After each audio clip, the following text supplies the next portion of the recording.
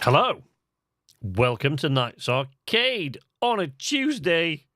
It's kind of weird, but, you know, I don't normally stream on a Tuesday, but, hey, call the cops. I don't care.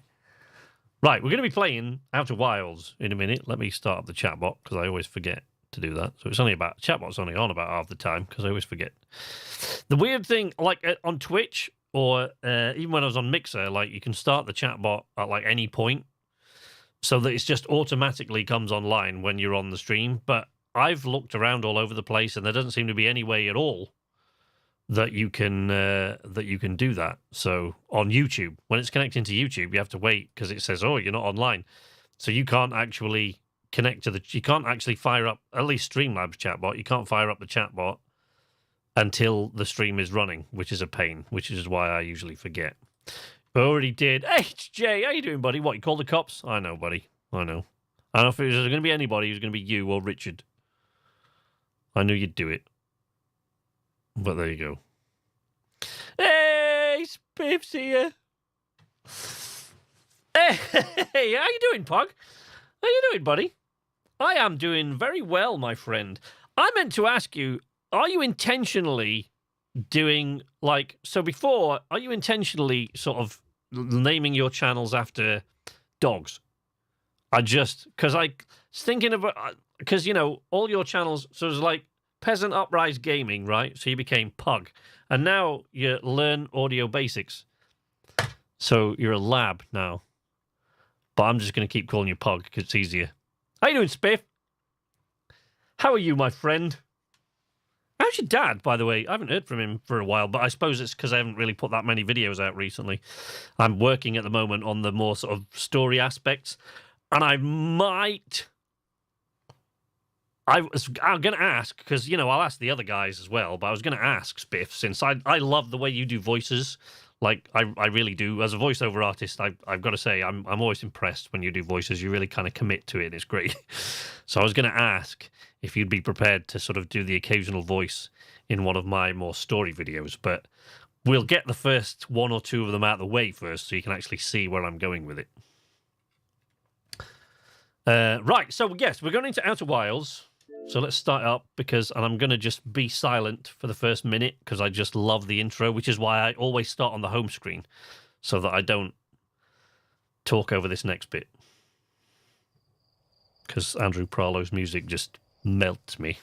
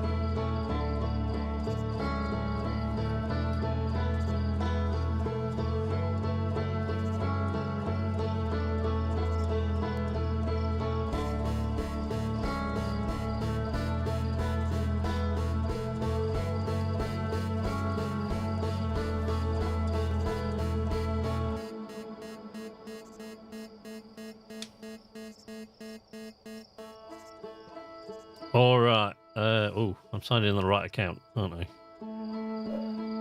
Yes, I am.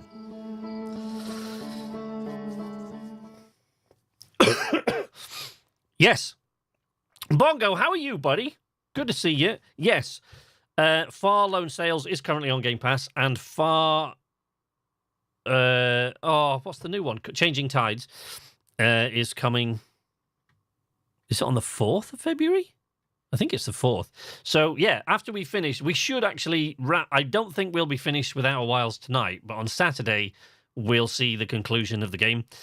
Almost certainly, I can't see any reason why it would take any longer than Saturday. And once that's done, I'll be playing Far, Lone Sails, and then Changing Tides. So, yeah, it is on Game Pass. And it's an incredible... I love it. It's a gorgeous game. You said something to me about voices, but I was distracted. But what I was saying is, I haven't spoken to your dad very often recently, Spiff, because we've been... Because I haven't put many videos up, and that's really our only back and forth where he comments on videos, so I haven't put many videos up in the last couple of months.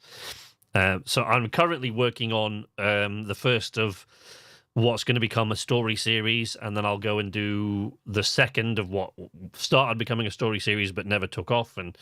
So I'm going to start doing that, and I'm working on that at the moment. But once we get a couple out of the way, because I'm always really impressed with the way you do voices. I love it. As a voiceover artist, I'm always really impressed with the way you commit to your voices. And it'd be really cool if I could get you to like do a voice or two in the occasional episode here and there. That'd be cool. I'll watch Lone Sales, but not Changing Tides. Yeah, obviously. Yeah, of course. Yeah, you'll want to experience that for yourself. Yep. So, since the chat has populated quite quickly, and it's populated quite quickly with people who have either played this game or haven't been here for a few episodes of this, I'm going to quite quickly go over everything we've learned so far. Oh, there's no big gasp. I love it when you get a big gasp. Hey, Slate. It's me again, going around in time. You know the deal. I know you think I'm nuts, but I'm not. So, folks, we are a Hearthian from planet Timber Hearth. This is episode 4 of our Outer Wilds playthrough.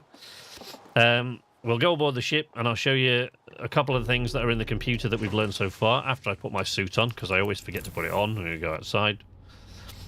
So this is a Viewers Take the Wheel stream, for those of you who haven't made it to my Outer Wilds streams before, and the reason I'm letting you guys make some of the decisions as to where we go is because I've played this before, and the one thing I can tell you about this game, if you didn't know already, is once you know how this game ends, it's pointless, like, playing it again. I mean, it's a fantastic story, and it's just beautifully told, the way it sort of unfolds.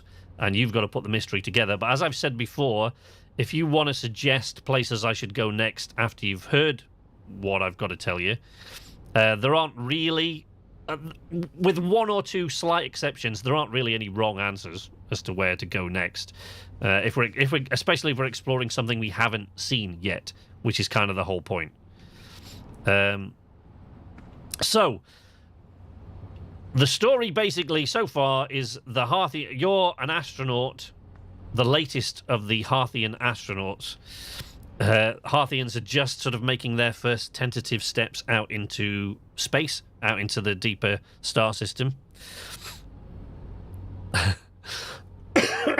I blame my job. That's no problem. You blame it on your job, buddy. I know.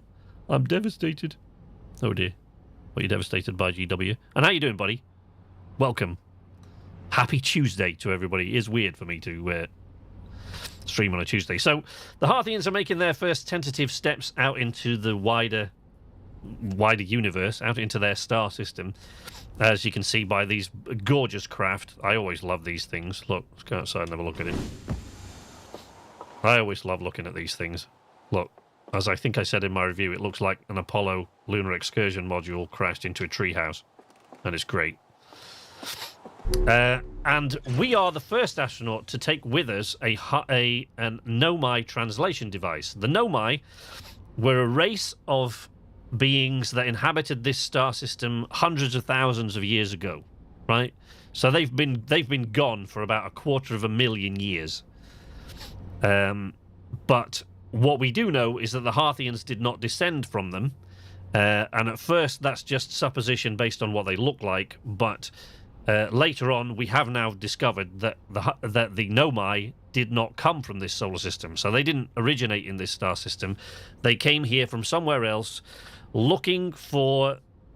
I've searched Sleepless Night. Oh, don't do that. Don't. I know. It pisses me off that they've nicked my name. Yeah, so the Nomai came from another star system trying to find something that they call the Eye of the Universe, a signal that is older than the universe itself.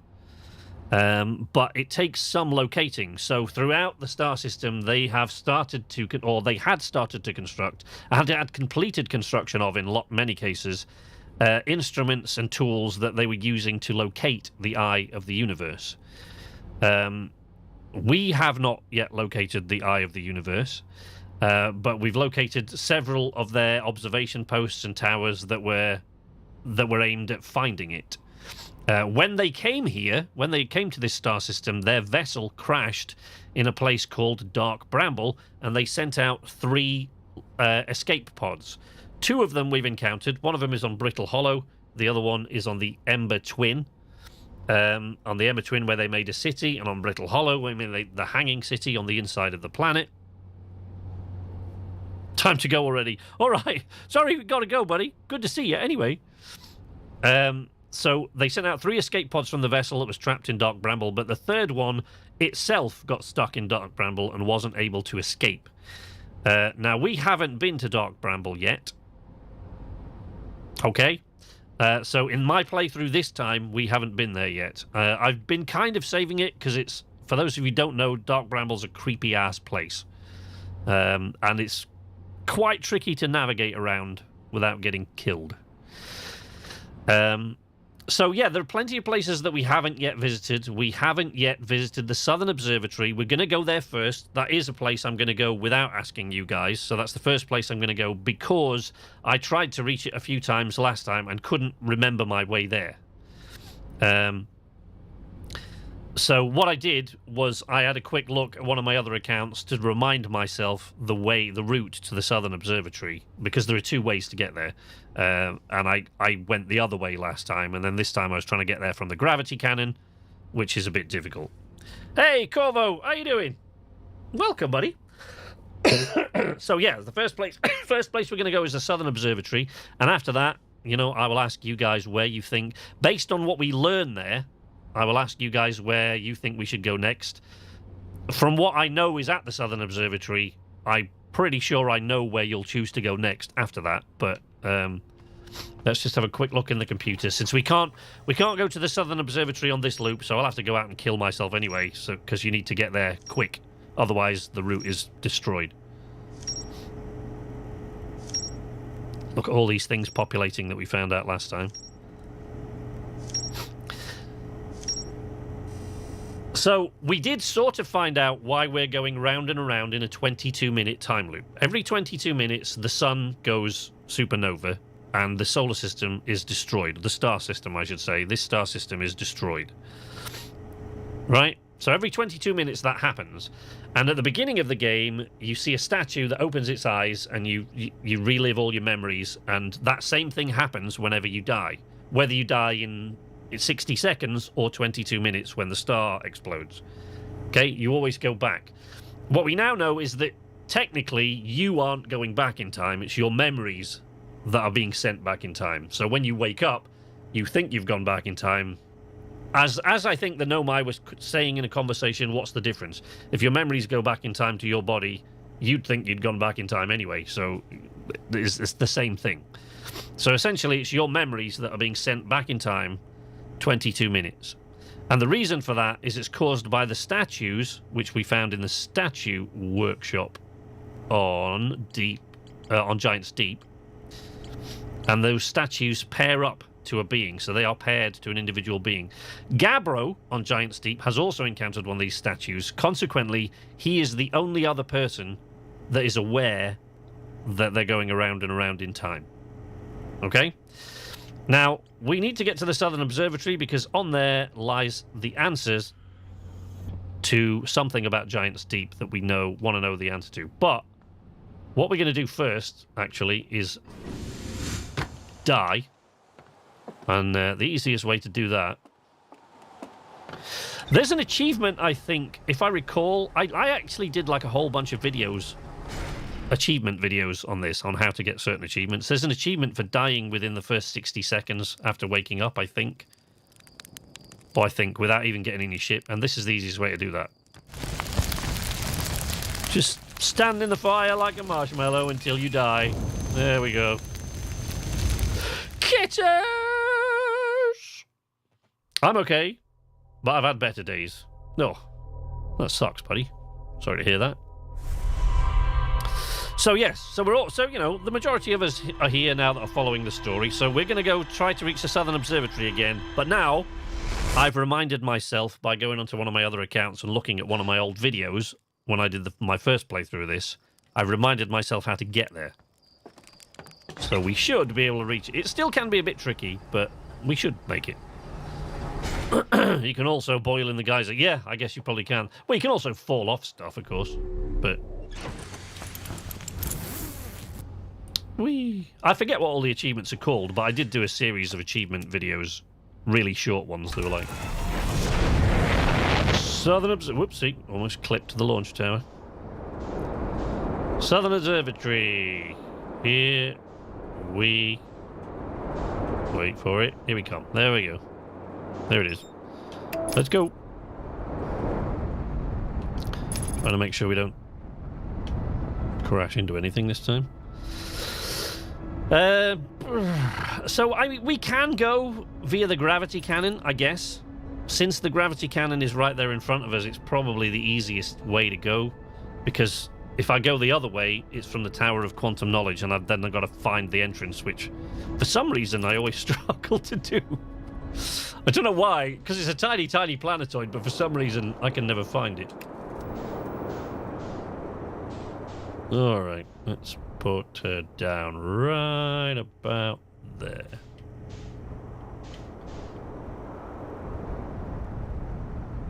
Boom, oops. Bit too much. Bit too much Delta V. Okay. Got me spacesuit on. Going out wandering. There's the gravity cannon. There she is. Whee! Boosh. Alright, gravity cannon. Southern Observatory's this way. Now, last time I did this, I got lost. Because it is easy to get lost going to the Southern Observatory. As you'll see in a moment. But if you don't do it quickly... Crap. If you don't do it quickly, a part of the island you need to kind of use as a stepping stone is one of the first ones that gets destroyed on Brittle Hollow and sucked into the black hole below.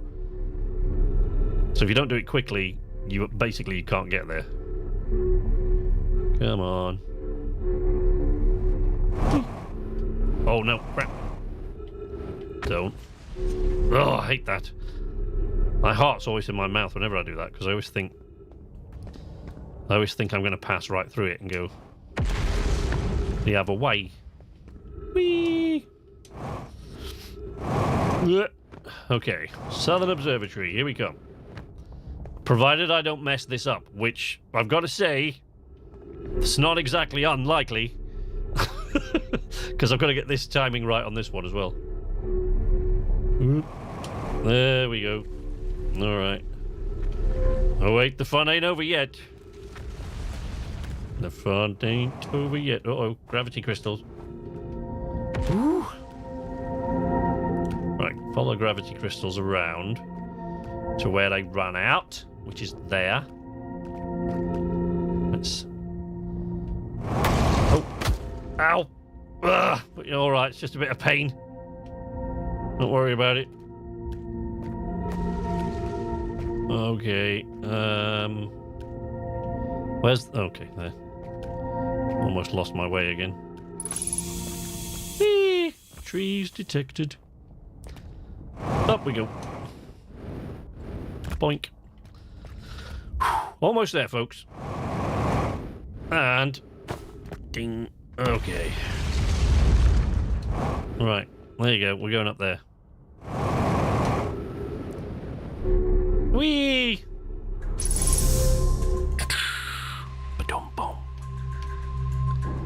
Serious music time. Let's open the door before I forget where it is. Like, you know, I have done so many times before. So, here in the Southern Observatory, we are here to learn something about Giant's Deep, which is important for the progression of the game. In fact, unless you do it by accident, if you don't learn this trick, you can't reach the end of the game. So, you can, as I said, if you do it by accident, or, you know, if you figure it out on your own, which is not unlikely, I guess. Conroy, Daz and I were lifting orbital probe cannon components into orbit for assembly, and one somehow sank down beneath the current. So this is on Giant's Deep they're talking about. Cassava convinced me not to try to recreate the phenomenon myself using other cannon parts, but we're very curious to know what happened. How could something pass through the current? In Giant's Deep, the gravity is intense, and the current there is so strong that you cannot pass below the current. It just forces you back up to the surface. My gratitude for your interesting question. This is exciting. Spire constructed a model of Giant's Deep here at Brittle Hollow, Southern Observatory, and it reveals how an object might sink below the current. Conroy, I am unable to grasp the answer by looking through the projection pool. If I visit the observatory, would you kindly explain? If you don't mind the trek beneath the surface to the South Pole, I'd be delighted to see you. There are 2 trailheads, one at Brittle Hollow's gravity cannon and one at the Tower of Quantum Knowledge. Thanks for telling me that. I mean, I guess they told me that on Giant's Deep, actually, before, and I just didn't find the tablet.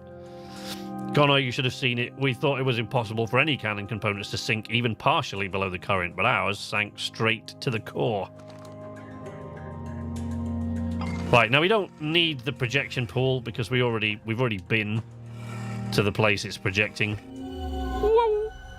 See, look, it's the cannon construction yard, the probe cannon construction yard, and we've already been there, so we don't need to see that.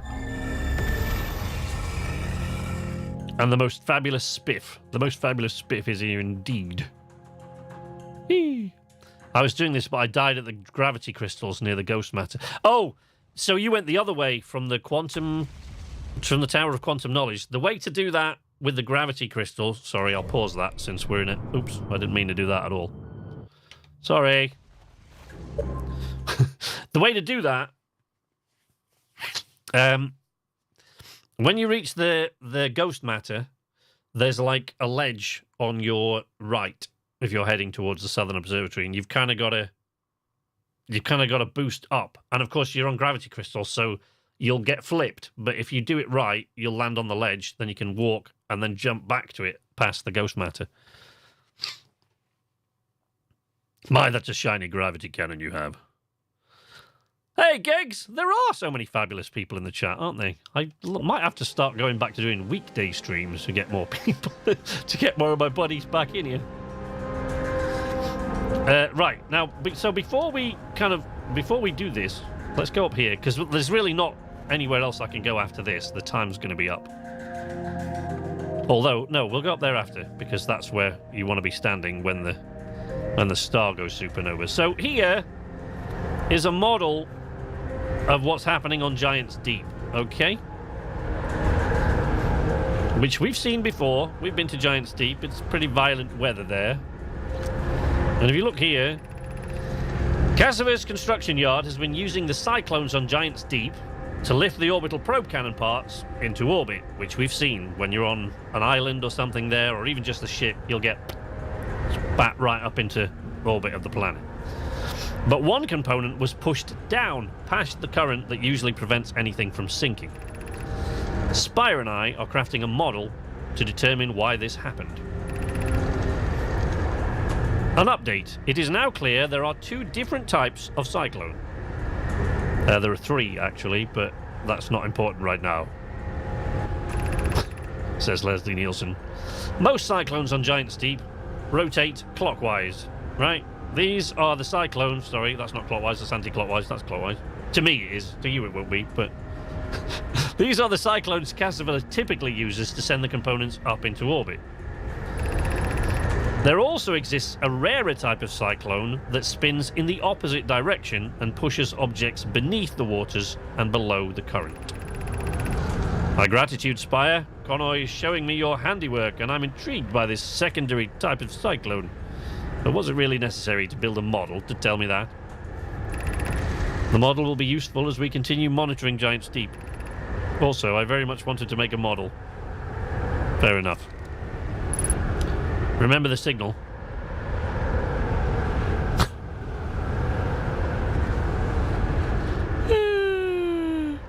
Right. So,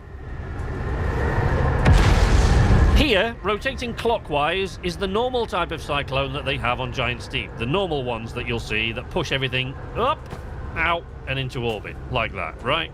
But this one, if you can find the one that rotates anti-clockwise, you will get pushed down, below the current. Why do we need to know that? Because there is something down there that we really, really need. Yes? Told who? Oh, no. I haven't. Hey, Vlad! How you doing? Sorry, when he said, hey, Alex, I was actually looking for you. I couldn't find you in the chat there. I wasn't looking hard enough. How you doing, buddy? Yes, so the cyclone thing is... Amki was just coming in to one... Have you seen a Team America World Police, right? And they do the bit at the beginning where he goes, you know, if anything happens, give us a signal. Can you remember the signal? And he goes... Right. Well, our little 2-year-old boy does that sometimes at the dinner time. He can't say it properly. He goes, "Everybody single," right? And then he goes. He hasn't. To be clear, we haven't showed him Teen America World Police or anything. We've just, you know, kind of done it. Pilot, how you doing, buddy? And Weevil. Wow. Okay, this is a good chat today. Good chat, folks. So here. Is kind of... we'll see one of these later on that has much more important information than this, right? But this is a model of somewhere that we will find soon. And it... Oops, that's not the right thing. No, put it away. Put it away, boy. Right, so watch. Ooh. I love these.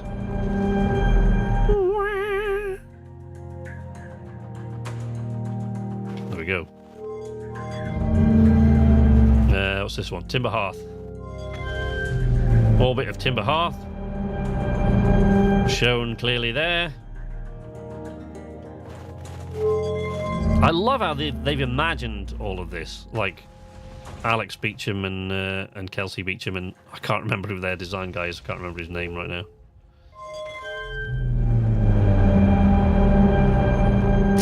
Brittle Hollow, which is where we are now standing.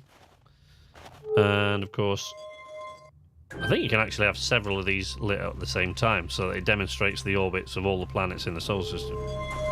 Star system, sorry.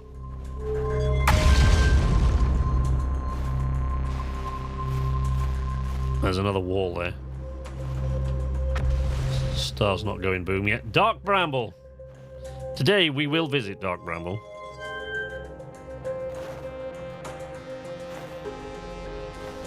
And the Eye of the Universe. So this is a confusing one, because this is what they came here looking for, but they can't locate it. See? Watch. It just moves all the time, right?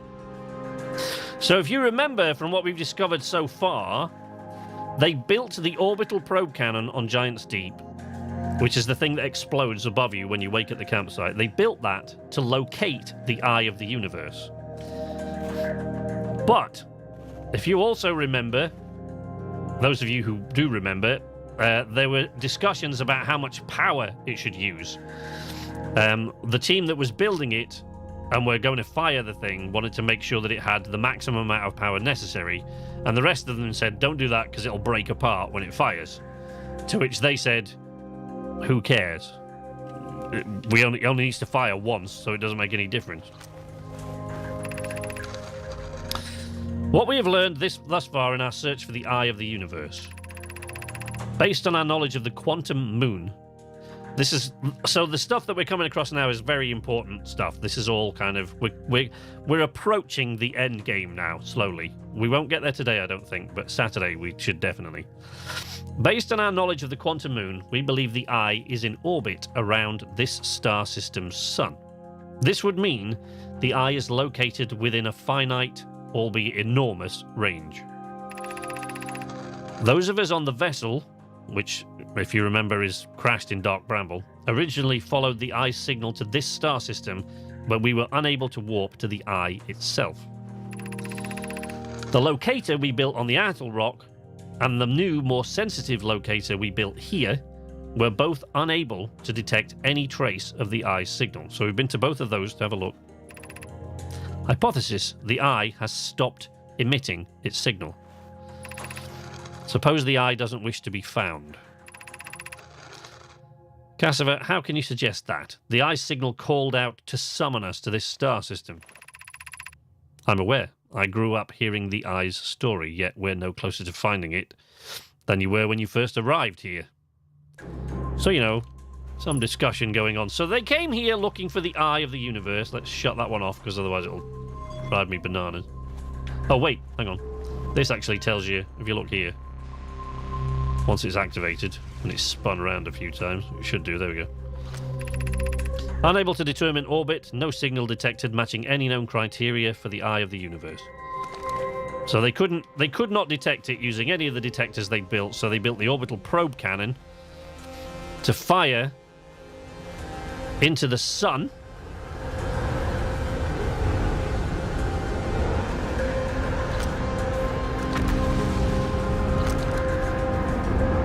Oh, we're standing on top of the cyclones. I was like, what the hell's that noise? It's because we're standing on top of the cyclone model.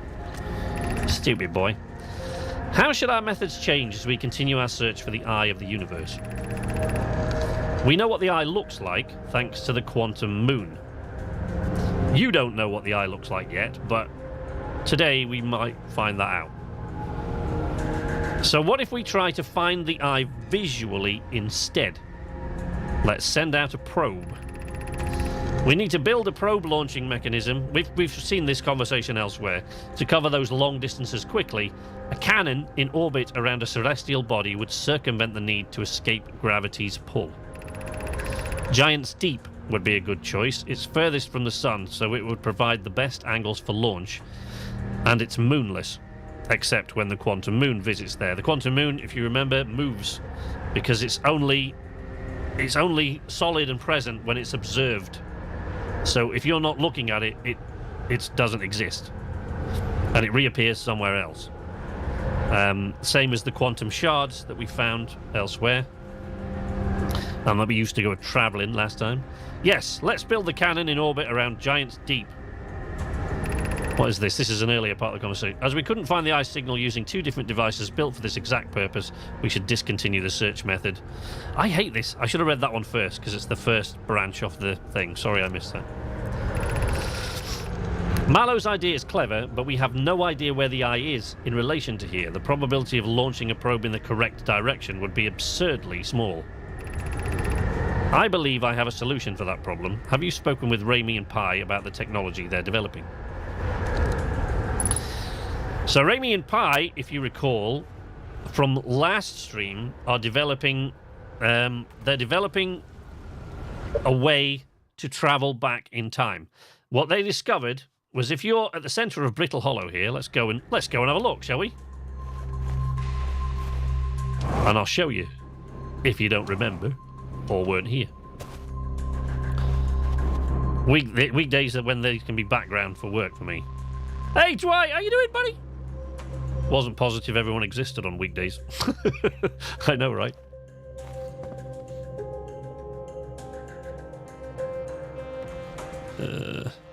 Elite Community Manager. All of the best ones are here. Elite Community Manager, whose name I've forgotten. Okay. So this is the other way in, that we actually never came this way because I know it was pointless. This is... Who is it that's here? Rybeck. I'm here, I did it. I put the ship down safely. In that the ship went down and I didn't sustain bodily harm. A few minor repairs, and it's like the ship never even hit those rocks. One of my better attempts, Feldspar, would barely have laughed at me, I bet. That's the good news. The bad news, I haven't found a way inside this structure yet. The door is broken, and I know I'm not great at exploring, but I think I would have found a different entrance by now if there were one. Probably. I can't get inside from here, but I know there are paths below the surface. I'm going to head north to the ruins on the equator and try to find a way down. And so he did. Because we've encountered Rybeck. There's Rybeck's ship, look. There we go. Our ship isn't here because, as usual, it's on the other side of the planet. But it doesn't matter, because we're going to the Whitehall station so that I can demonstrate the point. How close is the sun to going boom? Right, so here we go. Let's go into the black hole and we'll pop out at Whitehall station, right? So this is the black hole where they've been mining material. Whoa, there we go. And that's the white hole that we just spewed out of, like all these big lumps of brittle hollow are doing. Turn around, make sure we don't smack into anything. Shit, I've lost a station. Oh, there it is. So, what they discovered was that... an object entering a black hole exits from a white hole just fractionally before it enters. So in effect, it's time travel. But the amount of time travel, in other words, the amount that it appears, the amount of time with which it appears before it disappears through the black hole was so small it could barely be observed. So they conducted an experiment on the Ember Twin, to give it enough power to hopefully lengthen that interval so that they could actually see if you launch a probe into it, as we did last week, it actually appears just a fraction of a second before it disappears into the black hole. What they were trying to do was lengthen that interval by adding more and more and more and more power, with the hope of getting a 22-minute time window. So in other words, that they could travel backwards in time 22 minutes, which they must have had some success at, of course, because we are now going back in time every 22 minutes, right? But we can't ask them that because the Nomai have been dead for about 250,000 years. They've been gone for a very, very long time. And if you manage to put together what we learned at the Interloper, you know, the comet that you can see traveling throughout the sky, you probably can't see it from here. Thought that was it for a minute. I thought, wow, that's close. Yeah, you probably can't see the Interloper. Let's go inside Whitehall Station because that should take us back to Brittle Hollow. No. That was a little bit too much juice there. SK. In a bit.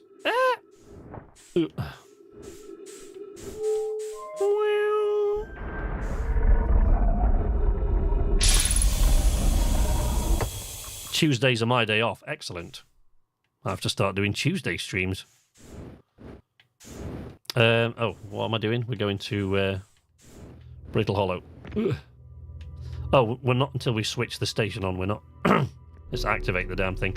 We're running out of time, of course. So. There we go. Get the station turning. Now it's rotating. Back upstairs. Stand on the warp platform. And when Brittle Hollow... Whoop! Hold on to your lunch. Alright. So back on Brittle Hollow we are now. Let's refuel the jetpack for what it's worth. Doesn't look like we're going to get much time out of it, but there we go. Where's my ship? 394 meters away. I want to get sucked back through the warp thingy. I think actually my ship might have been destroyed now. Although I think the gravity cannon is one of the last things to go. Conversely, the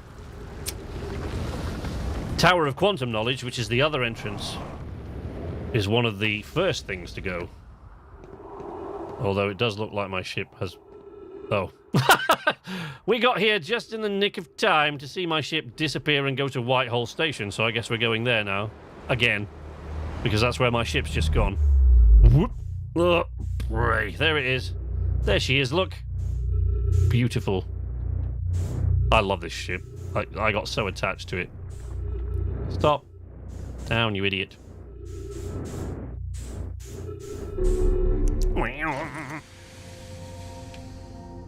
Right. There we go. Sort that out. Let's go. Let's get out of here. So, we've been to the Southern Observatory now, and we have learned how to reach the core of Giant's Deep. So, folks, where should we go in the next loop? Wait, let me come around on the sun side of Giant's Deep. There's no point going there just now, because the sun's going to go boom any second. I just want to see if I can intercept the probe cannon as it comes back. You've got to be a bit of a...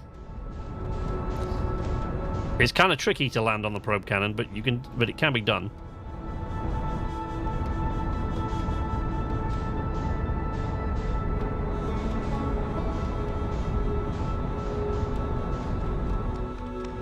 I don't know how much time we've got left.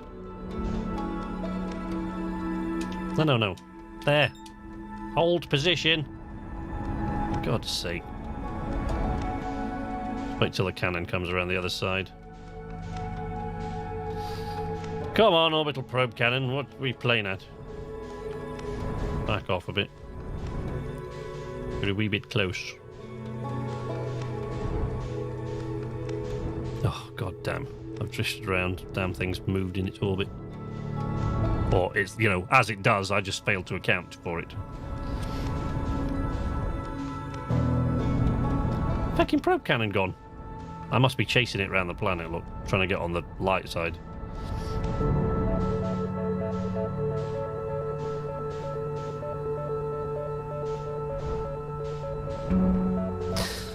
Oh, this music is just... It's killing me, because Amki has actually... She's messaged Andrew Prolo now to ask him if I'm yet allowed to tell you what it is that connects me and him. Oh, there we go. We're out of time. Okay, come on. Come on, baby.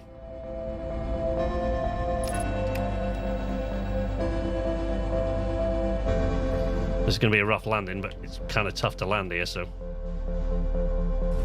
Boom. There you go. We landed on the orbital probe cannon. For all the good it's going to do us.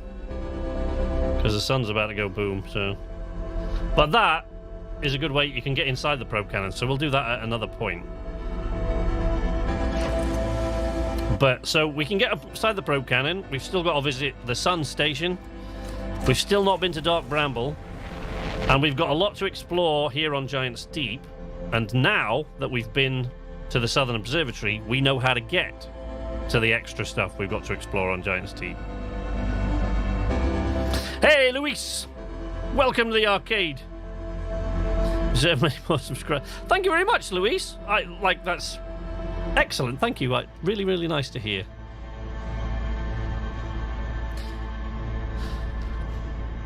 Oh, Prolo's music is fantastic, and he and I kind of struck up a conversation when this first released, and he was on Twitter, and I think he had about 14 subscribers, and that's before he won any awards or anything. But now he's BAFTA award nominated composer, but there is nowadays a connection between me and Andrew Prolo, and I really want to share it because it's one of the proudest moments of my life, and probably the greatest thing any wife has ever done.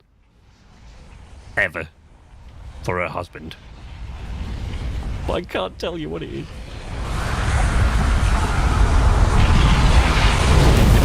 I'm coming, Elizabeth.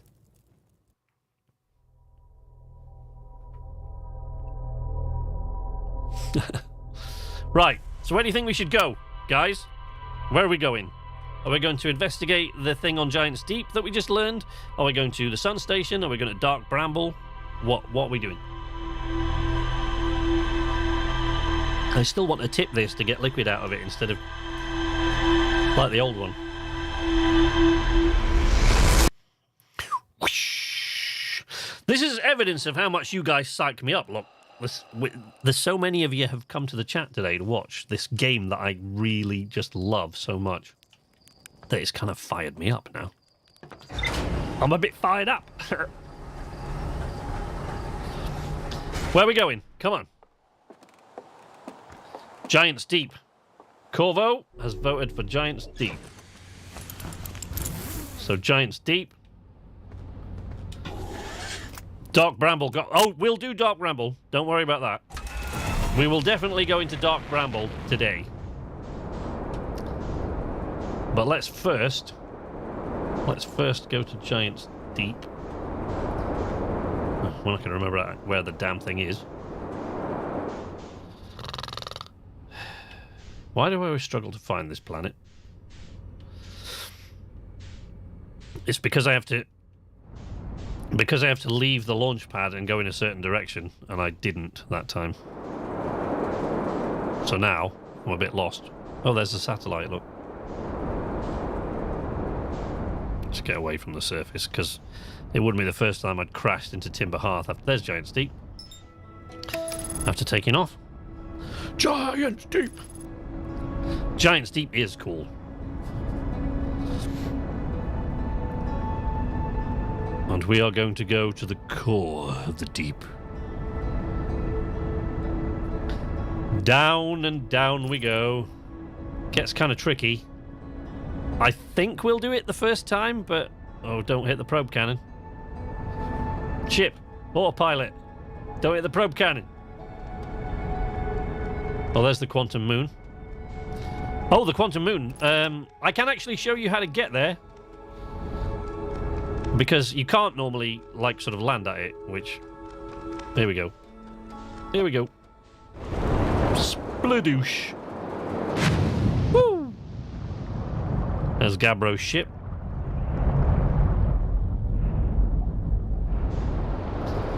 Gabbro's vessel. Right, so... There's the Dark Bramble Seed. That's going clockwise. So what we're looking for... We are looking for the cyclone that is turning anti-clockwise. And that will enable us to reach the core. Well, it won't enable us to reach the core. It will be the first step. Clockwise, clockwise. I'm one of those people that really has to look at this crap for a long time before I find... There it is. There it is. Here's the fella. Down we go. Oh, crap. No, should have flown through it closer to the bottom. Come on. Send me down. Oh, for God's sake. Woo-hoo-hoo-hoo. All right. Okay. Now comes the bit I really hate. Because we're at the center of a planet with electric jellyfish all around us and we've got to get out. Because the ship is too big to do what we now need to. And what we now need to do can be a pain in the ass. So if I die the first time, we will just go straight back to the campfire and try it again. But... See, we can't get through the core because of the electric current that surrounds it, but the jellyfish can. So what we need to do is go inside the jellyfish's head. Yes, you heard that correctly. And wait until the jellyfish descends into the core.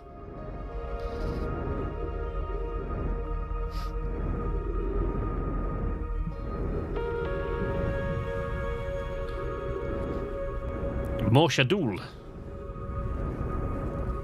I've probably pronounced that incorrectly. I'm sorry. But welcome to the arcade.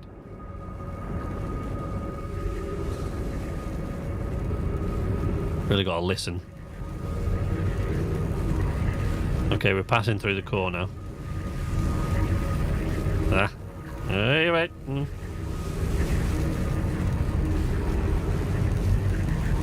Okay. And then we get out. And we do it quickly. Ugh. Whoa! Okay. There we go. We have reached the core of Giant's Deep. And now we've got to get inside.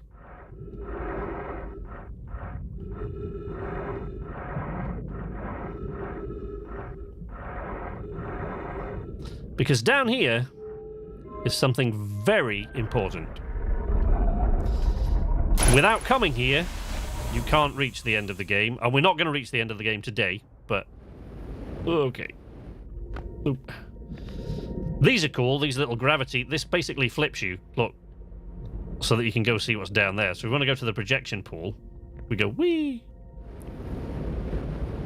Brilliantly thought out. I love how they've imagined all of this. Ash Twin Projection Stone.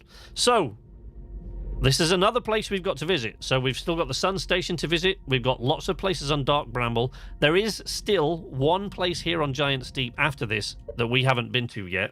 That is very important to visit. Not necessary. If you've played the game before, it's not necessary, but we'll go through that. So there's another place to visit here on Giant's Deep that's kind of hidden. There's the Sun Station, which we haven't visited yet, and we haven't been... Now that we know what this is, because we learned last time, of course. So we know what we're looking at now. Because we've been to the Statue Workshop, and in the Statue Workshop, there are pictograms and texts that explain that what these are the masks in the Ash Twin core.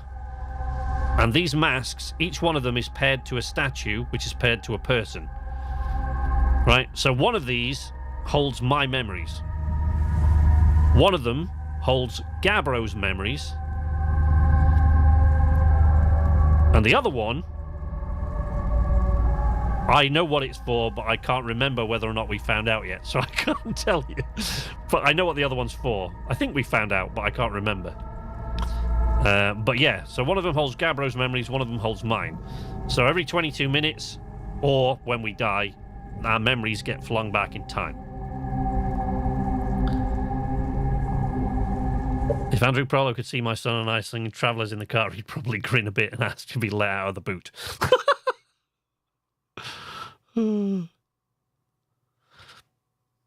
Electric jellyfish. How on earth did I figure that out? The electric jellyfish, because...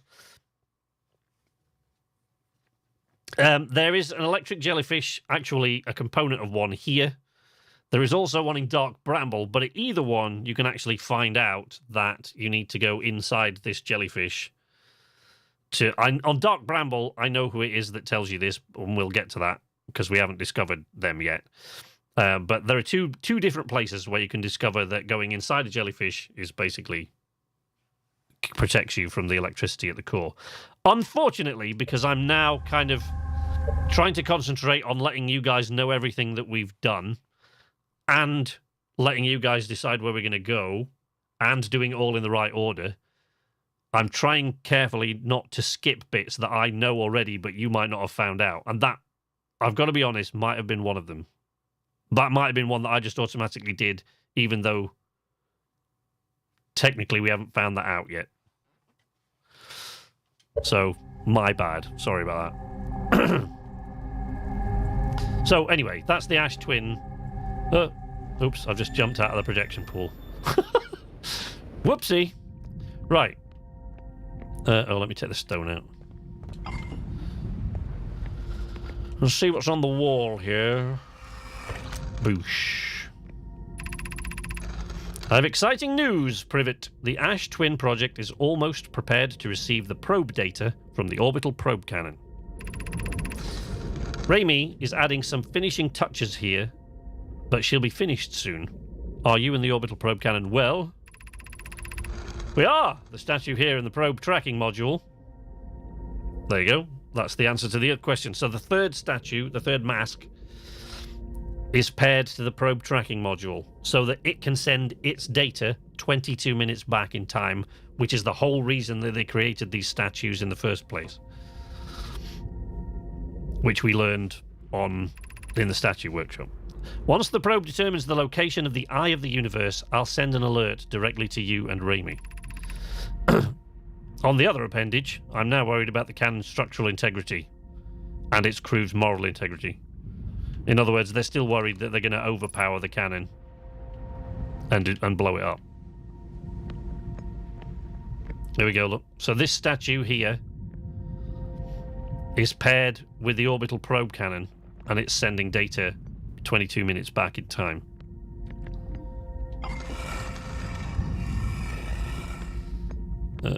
Let's drop that.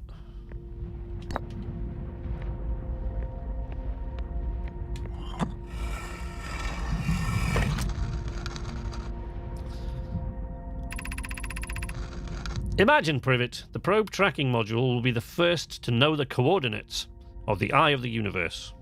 You'll be the first to see them. I am honoured and terrified. You won't ask the orbital probe cannon to use so much power that it breaks, will you? No. No, fret not, my nervous friend. We only need to fire the probe once anyway, so who minds if it compromises the orbital probe cannon's structural integrity slightly? I would mind, Mallow, I would mind, because we won't be capable of receiving our probe's data if the probe tracking module is destroyed. Now, we got bits of that conversation when we were on Giant's Deep at the cannon's construction yard. That big thing with the circles where we had to walk along the wall.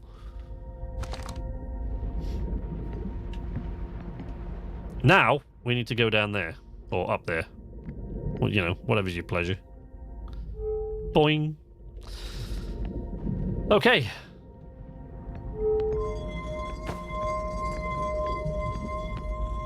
Boosh. Probe cannon projection. Whee! There's the probe.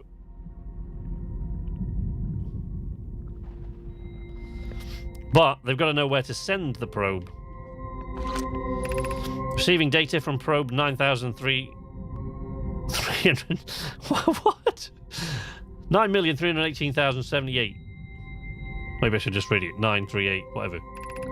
Visualizing current trajectory of probe. There we go. But they had to know where to send the probe. Which is why they needed to go back in time 22 minutes.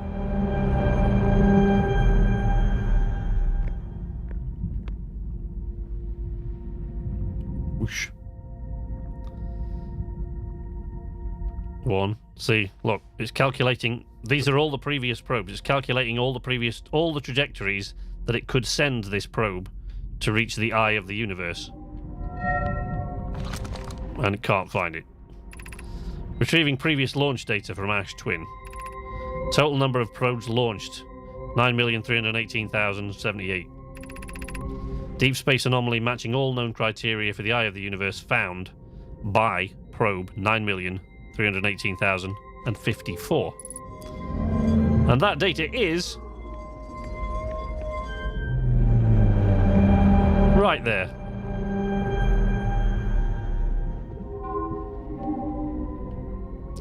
What you are looking at there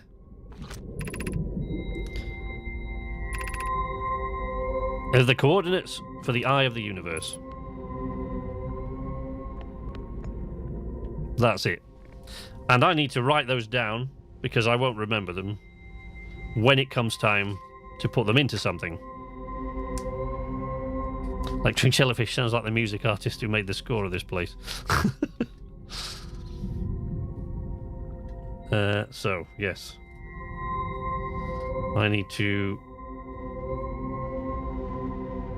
I think what I did last time was I just took a screenshot and I looked at it, but of course I was only making a video series last time. It's a mechanic thing and not a story thing, so it's okay to skip ahead. Yeah, it was an accidental one as well. It was an accidental skip. It wasn't intentional. And I've got to try to be a bit more careful not to do it. But that is what we came in here for.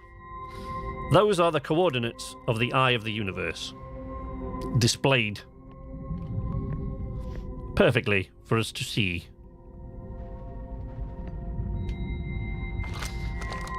What I love is that number, 9,318,000, whatever it is. Right, there's a reason that number is... It's a very specific number, and if you're good at maths, you can...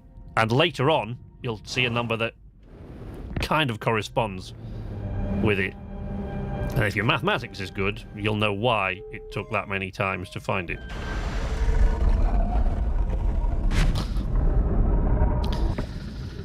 Now comes the difficult bit. Because now not only have I got to find a jellyfish to get me out of here, but then I've got to find my ship. Which is not easy. And from the outside, you can see the jellyfish descending. In here, it's not quite so simple. See, there's one, but I think it's already on its way out. Yeah, he's already on his way up. So you've got to align yourself and get into the jellyfish's head. It's still grim, isn't it? In time, before it starts ascending again.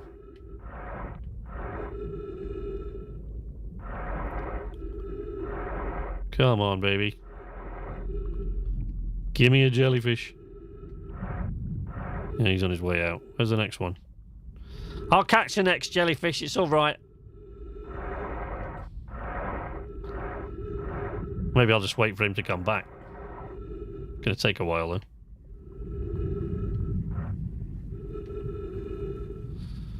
Oh, my God.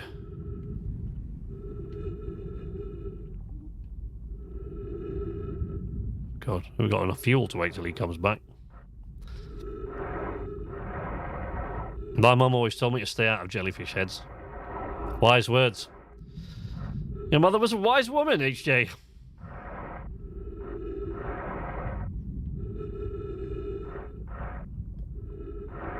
Come on, jellyfish. Is it coming back down? I think it's come back down. I'll catch the next jellyfish.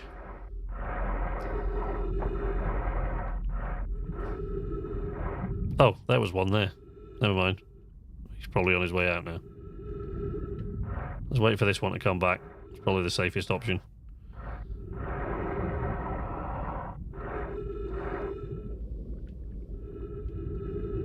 Oh, come on! I could have caught another jellyfish by now. Well, I don't know. Probably couldn't, actually, but... That's sort of my ineptitude, really, not anything to do with you, is it?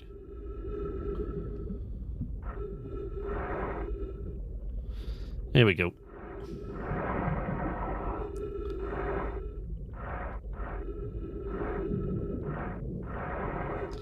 If you touch the sides of this jellyfish, of course, you kind of get electrocuted, so we don't want that, really, do we?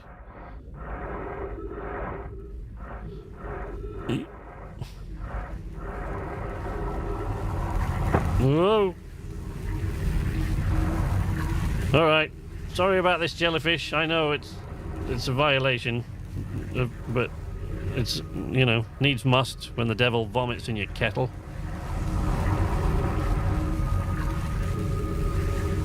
Have we just passed back out?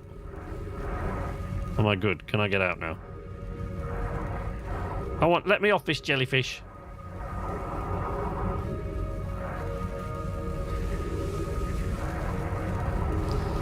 There's the damn ship. There it is. Okay. I'm coming. You'll see, spend 30 minutes waiting for one of these and 3 show up. No. I figured out a game was showing me a base for number system and figured out what all the numbers would look like fairly quickly. If we're talking arithmetic, well...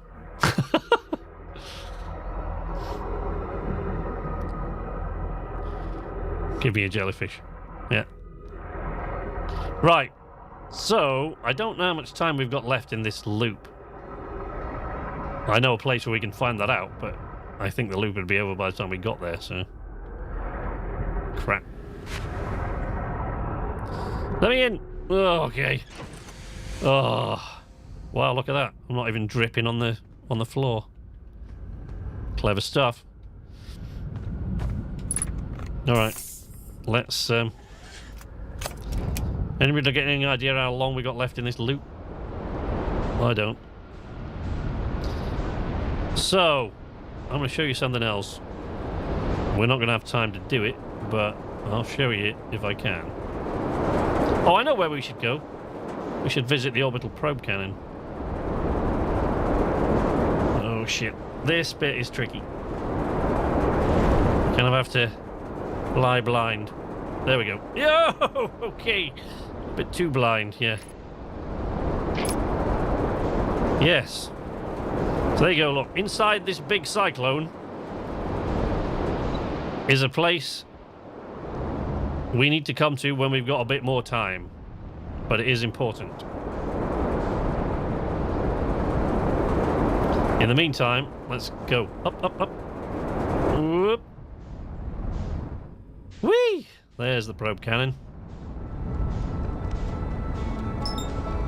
So we can chase it around the planet.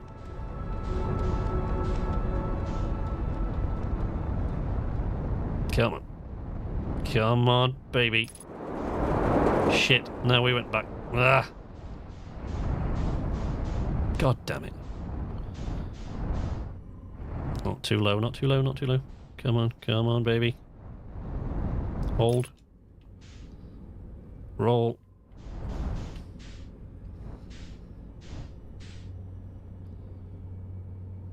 All right. Whoa! Ugh, man. That's a rough landing every time. Not sure we've got a lot of time left, but... Whee-hee! Thump.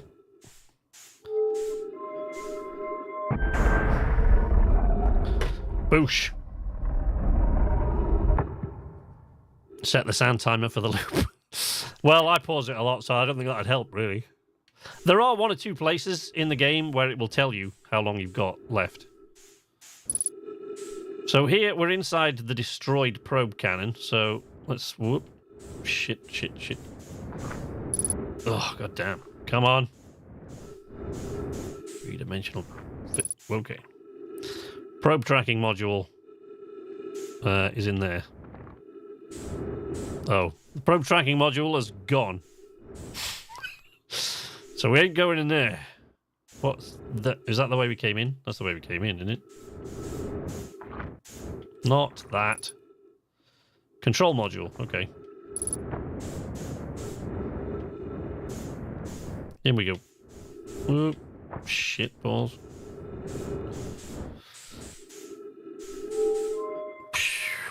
Boop.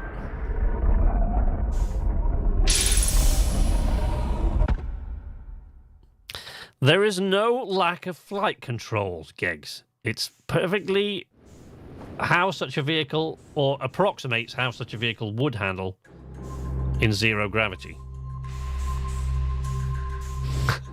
I understand the frustration, but I like to fly, so I love this kind of stuff. Projection pool to... Oh, launch module.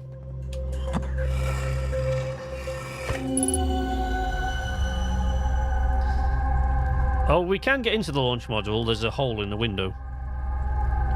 But those trees definitely aren't going to do us any good.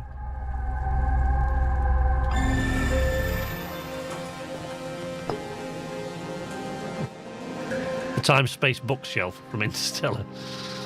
Yeah. We don't need the projection stone for Giant Steep because we've been there. And this is the other half of a conversation we've already read, I would guess, on Giant Steep. So between Giant Steep and the probe cannon. Yeah, Yarrow says there's a problem with the proposed power source, so the orbital probe cannon won't be asked to fire. Hope you're pulling my locomotive limb here, Casper. I wish I were, my friend, but no, they aren't certain they can fix the problem, so the orbital probe cannon is on indefinite hiatus. Tell Privet and Mallow they should return from the cannon. My spouse and I will remain at the construction yard for now. An update. Mallow and I will join you today. We'll join you and Daz. Privet left to visit her brother. She fears Adea may feel responsible. So the probe cannon was never asked. That is a very important piece of information. The probe cannon was never ever asked to fire in the end. They built this thing to find the eye of the universe. But there was a problem with the power source, so they never asked it to fire. Oh.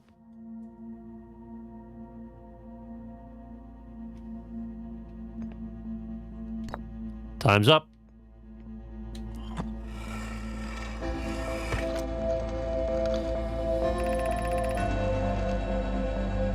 Yeah, this is the other half of the conversation we saw on Giant's Deep, where they're talking about whether or not they should use more power. But this is before they discovered that it wouldn't work anyway. So they never fired it. So my bet to 50%, Cassiver is sending the last of the cannon components. Soon, relatively speaking, we'll know the eye's precise location. Nope, you won't. Cassiver tells me he and the construction yard crew have determined a power setting we are not under any circumstances to go above.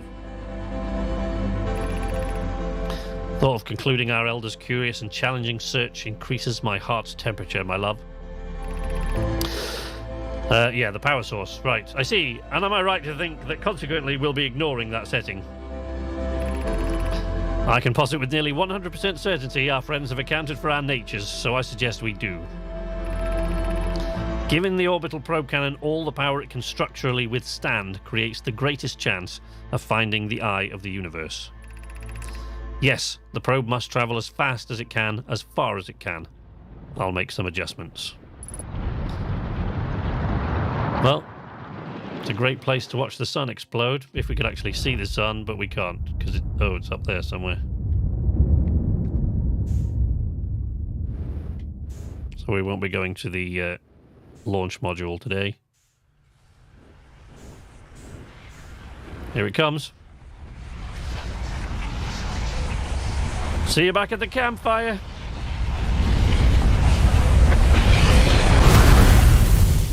Do I look like... Do I look like Neil Armstrong? No, I'm an 40-something-year-old who's bad at video games. Well, I'm bad at most video games, so I'm okay at flying things. But at virtually every other kind of video game mechanic, I suck at. So I'm with you there, buddy. Don't worry. The only reason I can sound like an asshole about this is because it's one of the few things in video games I'm pretty good at.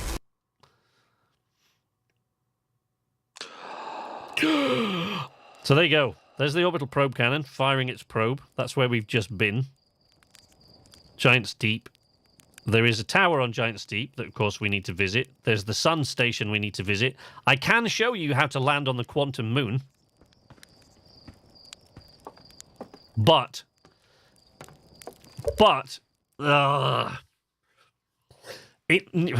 okay, in order for that to make any sense, in order to, as I was talking about with Dwight there, in order to not interrupt the flow so that I'm not showing you how to do something I know how to do but you don't, because we haven't been there yet, we should probably visit that tower on Giant's Deep first.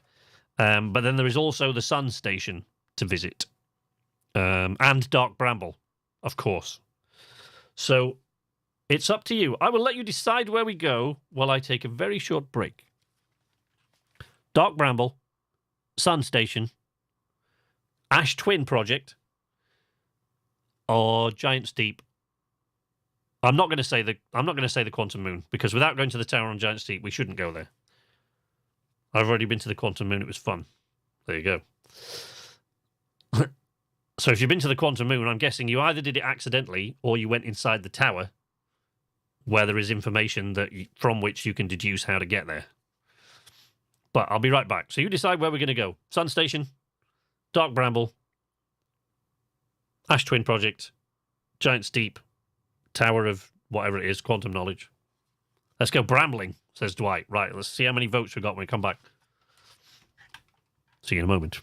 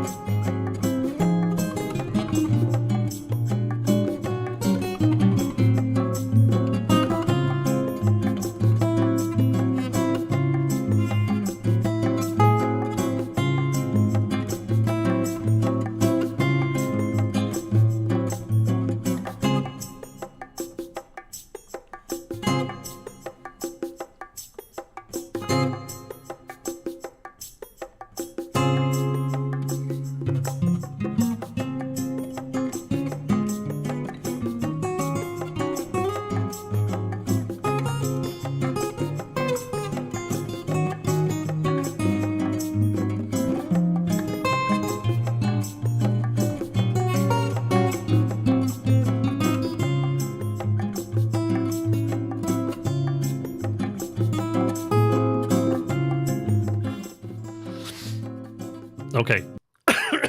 Excuse me, where did we get to? Bramble.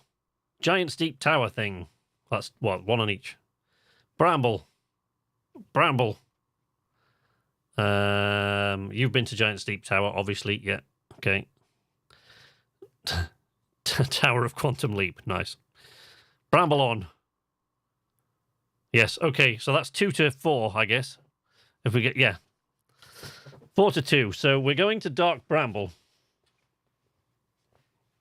Let me take a drink first.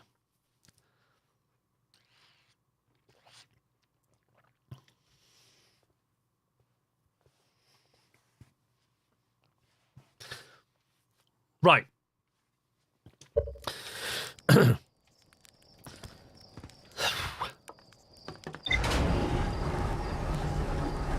Now, if you remember one of the earliest episodes that we did of this playthrough, you will remember...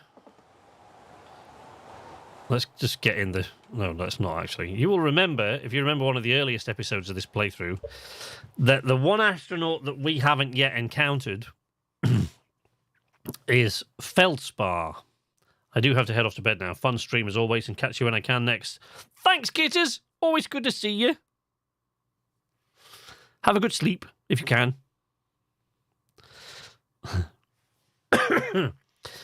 Yeah, the one astronaut that we haven't yet encountered is Feldspar. Feldspar is the hotshot pilot of the group. So, yeah, we haven't yet come across him. And he is somewhere on Dark Bramble. But if you remember, I think we did it in the first ever episode of this playthrough. If you'll remember, there is a Dark Bramble seed here on Timber Hearth that also has Feldspar's harmonica coming through it. And you're going to trust me when I tell you that ideally we need to go there first for reasons I will explain in just a moment. Everything in this game is there for a reason, and here in this crater... Ooh, crap. This is going to be a bit rough. Let's try to... Oh, crap. Yeah, it is, especially if I fly like that.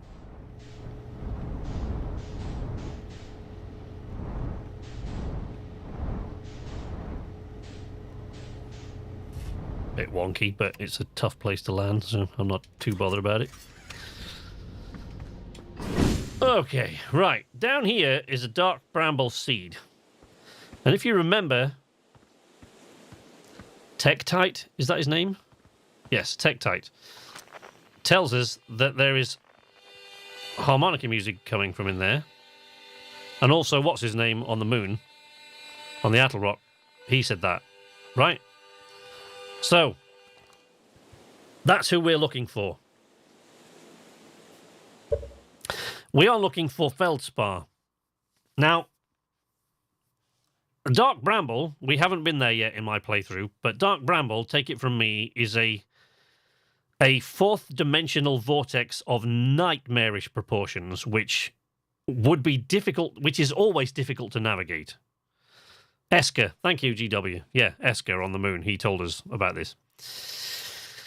Yes, Dark Bramble is it's a fourth-dimensional vortex of just nightmarish proportions, which is almost impossible to navigate, even if there were nothing else there to hamper you in your navigation, to hinder you. But there is. There are also literally nightmarish things, things from nightmares, which are the anglerfish, and they make it doubly difficult, because you can't just jet around with your engines on, or you'll die. So basically, Dark Bramble is exactly that. It's like some sort of crazy fourth-dimensional vortex. It's space folded in on itself over and over and over again, and it makes it... And the deeper you go in, the more that is multiplied. So the deeper you go into Dark Bramble, if you're going the wrong way, the more the instances of space being folded in on itself get multiplied. So if you're looking for something, it's a good idea to have something to lock onto. Now, we can lock onto his music. We could just do that. We could just use the signal scope. But that because it'll be coming from several different places, that can sometimes get confusing. Usually it's easy enough, but that can get a bit confusing. But what we're going to do instead is try to send this to find feldspar. Let's see if it actually gets there, shall we? And then if we can get this to land where feldspar is, we will follow its signal. There he is. Oops. Oh, no. No, I passed all the way through. Oh, not quite. Okay, we can work with that. I was going to say, trust my luck that the goddamn scout just flew all the way through to the other side. Those of you who are horror game players, regular players of horror games, which I am not, those of you who are regular players of horror games will think nothing at all of this place that we're about to go to. And if you're watching on a small screen,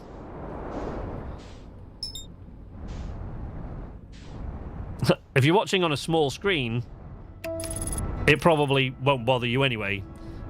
So if you're a horror aficionado, a horror game aficionado, or you're watching on a tiny screen, it probably won't bother you. But if you're playing the game itself on a large screen, fairly large, which I am, I'm glad you guys are here, and you've got headsets to hear all the noises and things as well. This place, it creeps me the hell out. I hate it here. I really hate this place, and we have to come back here at least once more after this.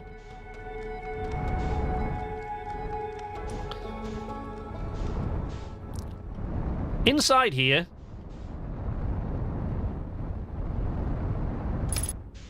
inside this horrible little dark hole, is full of anglerfish, living anglerfish the size of buildings. And if you remember our lessons about the anglerfish from the Ember Twin, anglerfish are blind, of course, but they have very good hearing. Consequently,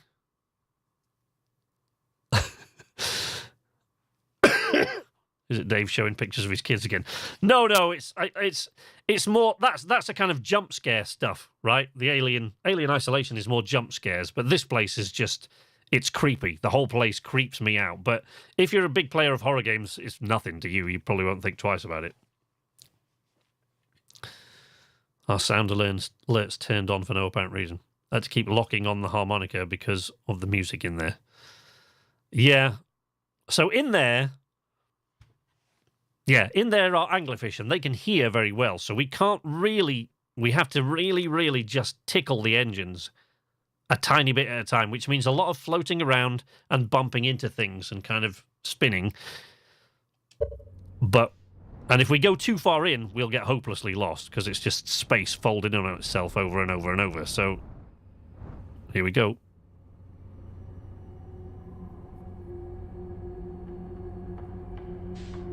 Oh, where's the fucking scout signal gone?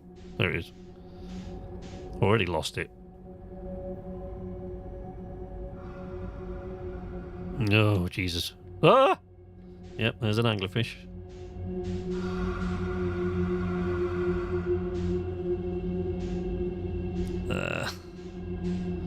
Just trying to tickle the engines a tiny bit. But see that one orange light up there? Any more than that, and they'll hear you. And if you bump into them, they'll eat you anyway, so...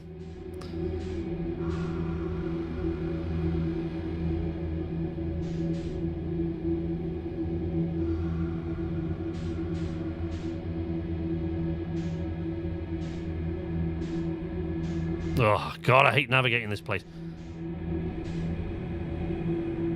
God damn it. Yeah, we're going to bounce off that. Oh, shit. Oh, that was too loud. Gotta go. Go.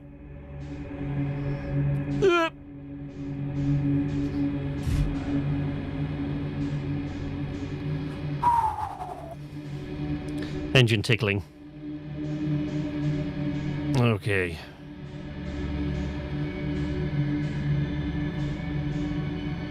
Yeah, look, see?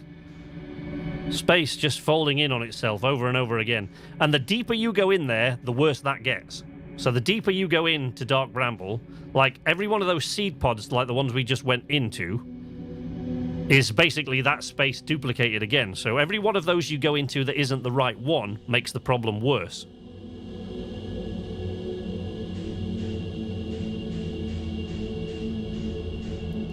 Totally agree. Playing it on the big screen was something else. It's not as scary. No, if you're not wearing like a really good pair of headphones and watching it on a big screen, it's not nearly as scary. And like I said, if you're a massive fan of horror games, you play them all the time. It probably don't bother you at all, but it creeps me the hell out. So yeah, every one of these seeds you go into that's not the right one will make that problem worse. You'll get more and more duplicates. Shit. Wait, we're going to bounce a bit. Ugh. There we go.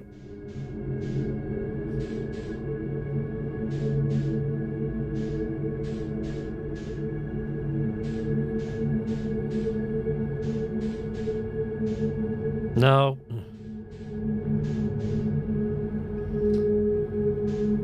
After a while of doing this, you do get a little bit braver, but sometimes that's a mistake. So we've got to come back in here at least one more time after this. At least. Because if you remember, it's not just... We're looking for feldspar right now, but if you remember, there are several things we're actually looking for in here.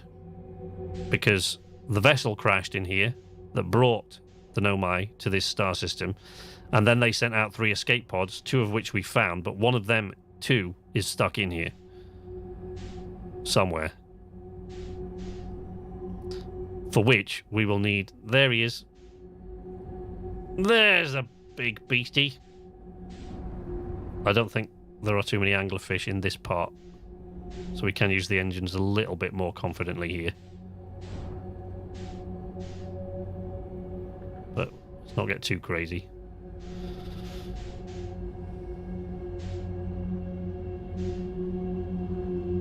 Oh shit. Sunday. Did I ever tell you about the time? Oh man, I had forgotten that was even on. Who was that? Was that Weevil? I bet it was Weevil. Right. Hold position there. Before we get into the gravity. I don't want to get too near that gravity crystal.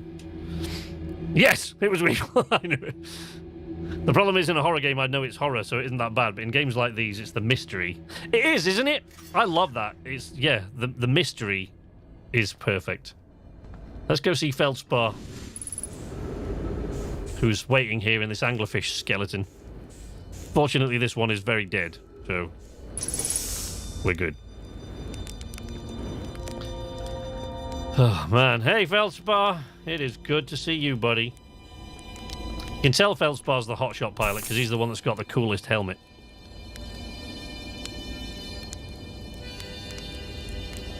Wear spacesuit. Mordred! How you doing? Yeah, well done, Weevil. Good. Well played. Well played. You bastard. Feldspar, the hotshot pilot. Whoa! Where'd you come from? No one's coming here in, well, forever, actually. That makes you the second Hearthian to ever reach Dark Bramble.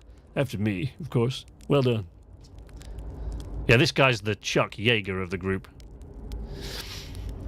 Say, it's you. They made you an astronaut. And you haven't blown yourself up yet. Good for you. Feldspar, you're alive. You never were the brightest hatchling, were you? Yep, that's right. I'm alive. Been camping out here since my ship, crashed. Violently. Wait, what? Oh, this is a good story. I just finished exploring the core of Giant's Deep and needed a new challenge, and none of us had ever been inside Dark Bramble, so I think, hey, let's give that a try. I've been cruising around for a while, dodging the odd massive interdimensional vine bristling with thorns when I run into this huge anglerfish. Biggest I've ever seen. I pull a few stunts, try to shake the thing off. Nothing too fancy. I'm going full speed when the fish clips me, knocks me into a vine, and, well, like I said, I crash. Blammo! On impact, my ship starts making noises like it's coming apart from the inside, and I think, well, that ain't great. Sure enough, I barely got out there before the electrical system starts sparking like crazy. It's either move fast or die unpleasantly, so I had to put a little distance between me and my poor fried ship.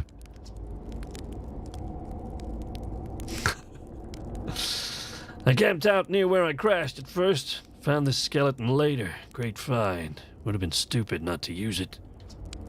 So I moved my setup over here and planted my emergency tree seeds. Been here ever since. Well, yeah, pretty much. Anyway, that's how it all went down, hatchling. Story's over, but feel free to stay and enjoy the fire a while. Or don't. Fire's not going anywhere. I found something. Lay it on me. I went to the core of Giant's Deep. So you figured out the old tornado trick, did you? Good work. I found that bit out by accident, but let's keep that between you and me, huh? Hornfels would have my very handsome head if he knew I'd been riding the cyclones again. Ship is fragile, it can break, you can't subject it to extreme conditions. Not like I was flying the thing into the sun now, was I? And the jellyfish, you figured those out too. Hatchling, I'll tell you what, you've done real well for yourself. You're a fine astronaut, sure, but you might just become a pilot yet.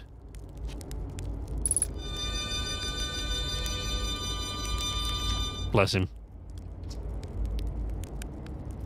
Now, I don't really need to ask him what to explore here, because I know how to reach the core of Giant's Deep. I don't need to see his ship. And he told me what happened to this anglerfish. Shouldn't I tell ground control to come get you? Well, yeah, sure. Whenever you have the time. Frankly, I kind of like it out here. Quiet, peaceful-ish. You're a little young to understand, but it's a lot of pressure being the best that ever was. Been nice to have a break. Yeah, I told you, he's like Chuck Yeager. I like Feldspar. I don't like Chuck Yeager. Or didn't. I don't think he's still alive, is he? Anyway, since we don't need that anymore. Woo! There it goes. Watch. Let's see if it comes back. Where's the scout? Right, it's going to fly right past us, probably. It'll fly right overhead. Woo! Excellent. So this underwater or very dense fog with flying anglerfish, all of which is quantum entangled with some masks. Yes. Simple as that, really. Easy when you think about it.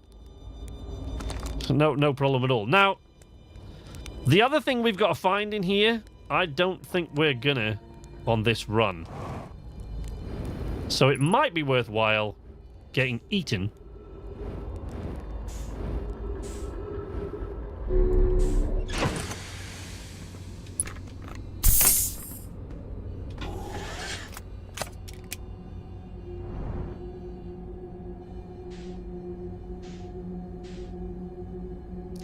Because down there, I don't think there are any anglerfish in this section, actually. Wait, let's find out.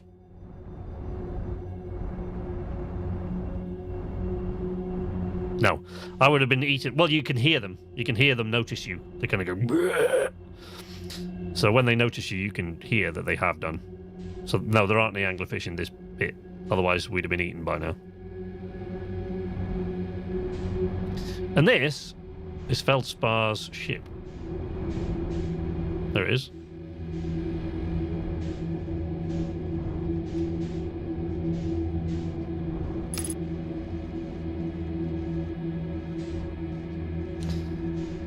But you can't get too near to it because... well, you'll see. If you get too close to it, this happens. Yeah, see? So you don't want to do that. GW was telling me earlier on the first time he came into Dark Bramble, he did so without his ship. I mean, it certainly makes you quieter, but you'll run out of fuel before you do anything useful.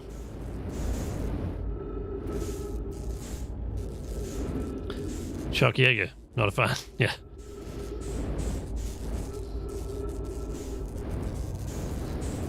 Whoa, okay. Stop. There we go. Right. What do you say? We make a run for it. Let's find a spot in the sky. Woo! Right, now, that is Feldspar's little light. Where's the other one? Oh, the ones. Oopsie.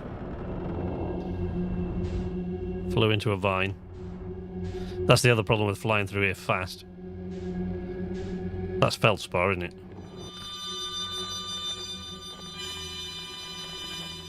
Yep. I actually can't find an exit. Can't find a way out. I mean, I'm pretty sure we're going to die in here anyway, so...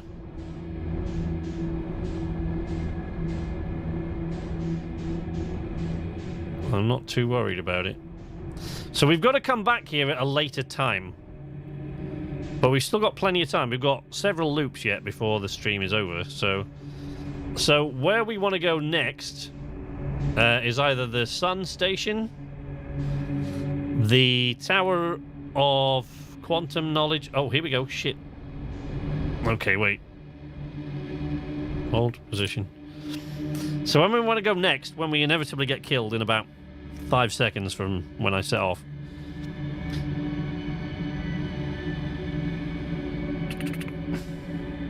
I died when I got in the seed where Feldspar was.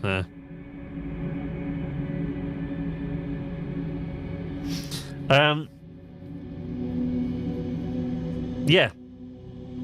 When we inevitably die and go back to the beginning of the loop in a second from now, because we've got quite a few loops yet before the stream's over, we've got the Sun Station to take a look at. There's important information there, very important to the story. We've got the Quantum Moon that we can... You don't need to visit the Quantum Moon. Well, yes and no. You don't need to really visit the Quantum Moon the way we're going to do it. There's no need for that, but it is... And like an additional part of the story that's really fun.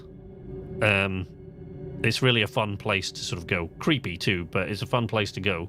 But before we go there, we need to visit that tower on Giant's Deep. And then there's also the Ash Twin project, which is central to the game's plot. And there is the Sun Station. So let's go and get eaten.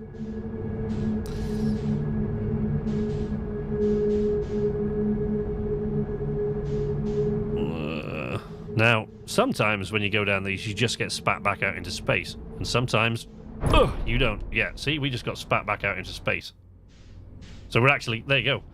So that's the thing with Dark Bramble. It's a weird, weird place. Sometimes you go into one of those and all of a sudden you're just outside. And you go, oh, how'd I get there?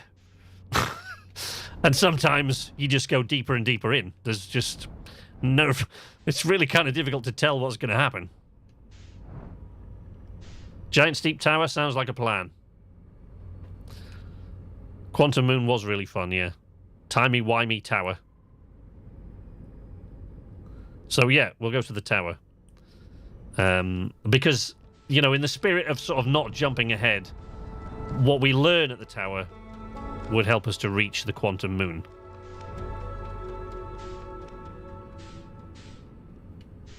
Oh, no, that's Giant Steep. Anybody see the Quantum Moon? Just for a quick demonstration of something before we get killed by the exploding sun. Before we get killed by the exploding star, maybe we'll check out the solar system and the star system, sorry, and have a few laughs.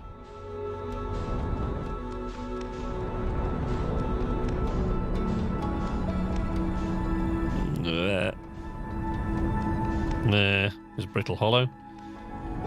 I don't know why I'm chasing it around. Why don't I just turn around until it appears?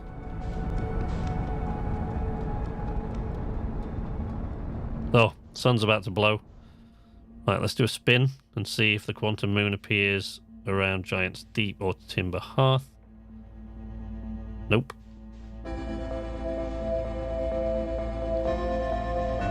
It's probably not disappearing because I can't see the damn thing in the... There it is.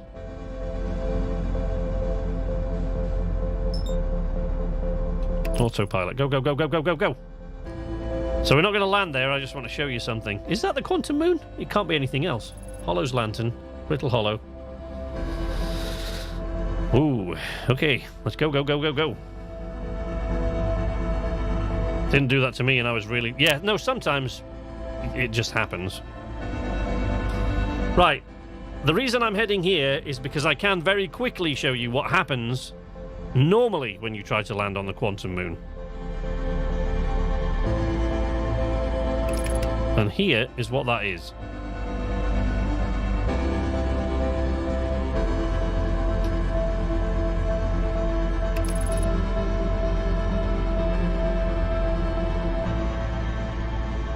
Oh, quick, quick, before the sun reaches us, because we're going to get swallowed up any second. Right, abort autopilot. So here is what happens normally when you approach the quantum moon. Watch this. And whoop, there we go. It's just gone. We just went right through it. It disappeared. I'm coming, Elizabeth.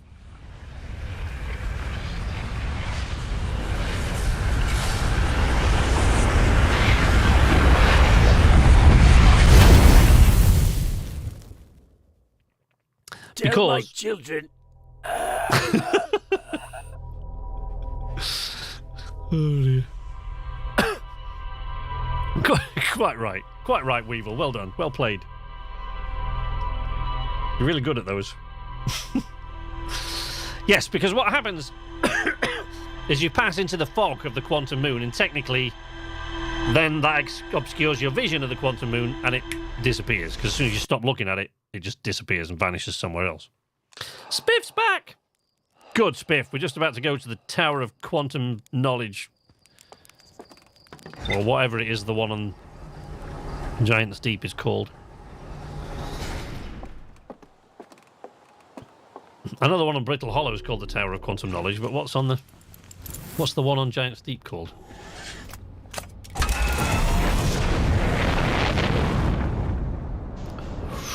Whoosh. Watch out for that tree.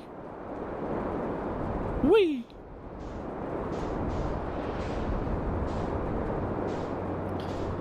Alright, Brittle Hollow.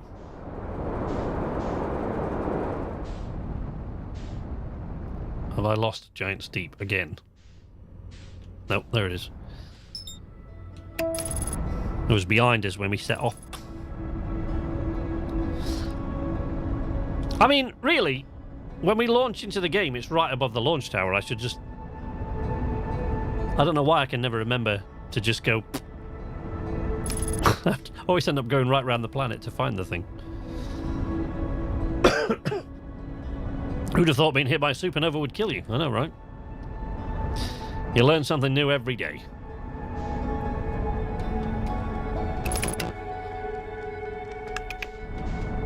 Alright. You can actually... Giant's Deep's one of the few planets you can approach quite fast, because you won't die no matter what, really. You can't go through the core. Boosh, no matter how fast. Oh, I think you can, actually. I think there's an achievement, if I'm not mistaken. Correct me if I'm... I don't know if Bongo's still here, but if... Correct me if I'm wrong, anybody that might know. There's an achievement, I think, for travelling fast enough to... Oh. I just left the planet. That's not really what I wanted to do. I think there's an achievement for travelling so fast that you penetrate the core, but I'm pretty sure you have to come from a very long way away to build up the necessary velocity. You have to, like, almost leave the solar system. Alright, Tower of Quantum stuff. Where are you? There's Gabbro's ship. Ah, there it is. It'll be that enormous cyclone on your right there, SK. Right, now you can't fly through this like this, right? You just can't, right? Because it just spits you back out. And you don't have enough, well, I guess you could if you really belted it down, but the best way to get in to this place is to go up and over, but you have to kind of fly in blindly. And sometimes I miss. Whoa! There we go. Yeah, because you get completely blinded by not going in there. Whoop, see, where's the landing pad? There it is.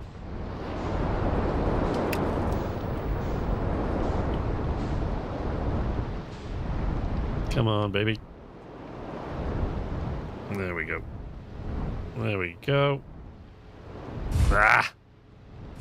A little off center, but there we go. That's more like it. Alright. Let's go inside.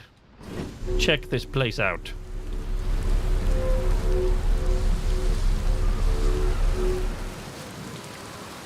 No one gets out alive. Yep. We have no idea if that would actually happen. Yeah, that's how you get superpowers.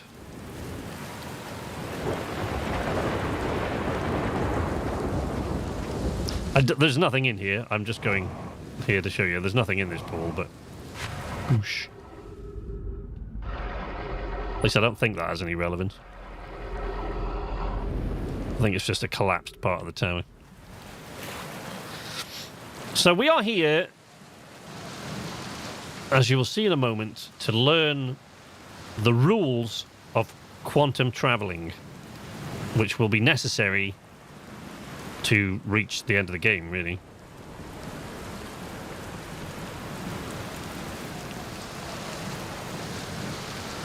Planning to live forever. So far, so good.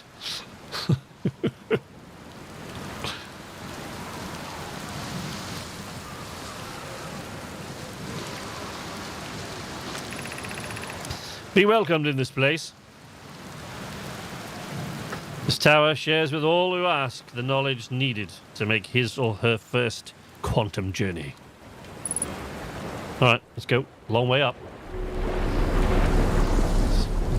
Lucky I saved a beverage for the elevator.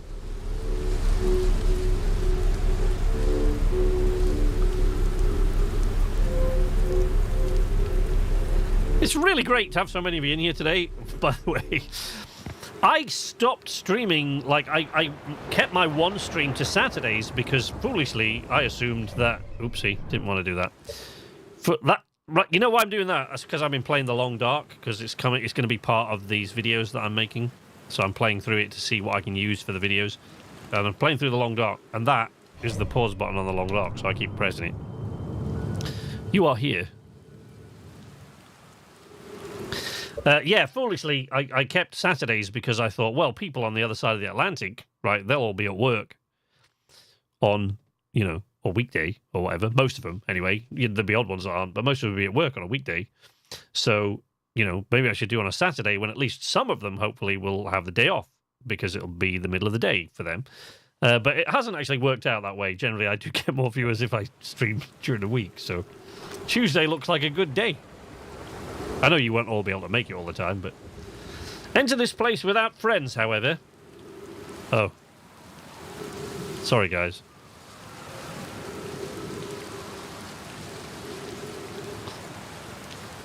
These are lessons to learn for yourself.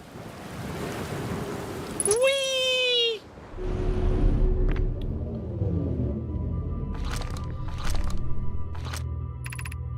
Seek the Wandering Arch. Let us begin lesson number 1. The fundamentals of this whole thing, which we've seen many times before. There's the arch. If I don't look at it, it will go somewhere else. See? Like the quantum rock. Oh, and so will this thing, apparently. It just goes somewhere else. So there it is again. When we look... I think that tree will move as well. We look somewhere else. Oh, yeah, arch is gone, tree's moved. There it is. So you have to keep your eyes on it at all times. Otherwise, it will disappear. First rule of quantum traveling. Whoosh. It's a quantum shard. When I played this through on the video series, I remember having a lot of fun with this because I used to talk to this thing, because it was like... It's like the greeter shard that sort of greets you between levels. Because there's nothing here except the quantum rock. It's the greeter shard that greets you between levels to sort of say, would you like a beverage before you continue? Boo! I used to play hide and seek with it. It's fun. Let's go. Right. What does it want us to do this time? Right, so we're still seeking the Wandering Arch, right? Still got to keep our eyes on it if we want it to... Here we go, wait. Observing a quantum object. Observing an image of a quantum object. These are the same. That's very important for reaching the quantum moon. Right? So, if we fire the probe up there, the scout, it can just about see the arch, I guess. So, just to show you what I mean, you know, I'm sorry, I'm not meaning to be patronising. I'm just going through this for the sake of, for completion's sake. If we go behind here, of course, by the time we get to the top of those steps, it'll be gone. So it's gone elsewhere now. But if observing an image of a quantum object is the same thing, that's no good. Oh, it might have been. Then, as long as we're looking at that image, it shouldn't move. The arch shouldn't move as long as we can see it on that image. There you go. This is important for reaching the quantum moon because, of course, if you take a picture of a quantum moon and keep it on your screen, the quantum moon can't disappear. It's all very freaky stuff. Oops, sorry. Come back. Ah, there's the greeter stone. Hello. I'll take a cappuccino if you don't mind. Off you go. I said off you go. Thank you. Where's my cappuccino? No? Alright. Suit yourself. I don't know what you're even there for. Gravity crystal. Oh, the gravity crystal's buggered off now. Great. The arch and the crystal do not naturally meet. So we have to force them to meet, I guess. Right, okay. So essentially, we have to force the arch and the crystal to meet in the same place so that we can walk up it to the arch. So if we do... So we need to position the camera somewhere where it can see the arch, but not the crystal. Which is obviously not there. Or the other way around, I guess. Where's the crystal? Let's do it with the crystal, because that's easier. Right, there we go. Whoosh. There we go! That was simple. Oh. Actually, that's not so simple, because now it will have disappeared. Okay. Get off. I guess maybe what I have to do is take the picture of the arch then. Get off! Oh, I hate this crap. Goddamn gravity crystals! Yes, so I guess what we have to do is take a picture of the arch and not the crystal then. So that's probably going to be from up there somewhere. Oh, for God's sake. No, can't see the thing. Can't get it to see the damn thing. Oh, for God's sake. No.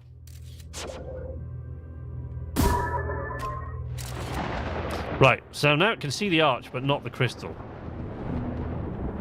So, there's the crystal. There's the crystal. There's the crystal. Right, now we should be alright, because we can still see the arch.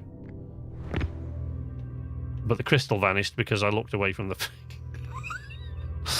I looked away from the crystal. So once it's there, take a picture of them both at the same time, you fecking idiot. You see, I wasn't given a brain for a game like this. This is why it took me a lot longer to figure out the first time. Right. Now. Can it see both? No, it can't. Oh, shit. Dumbass!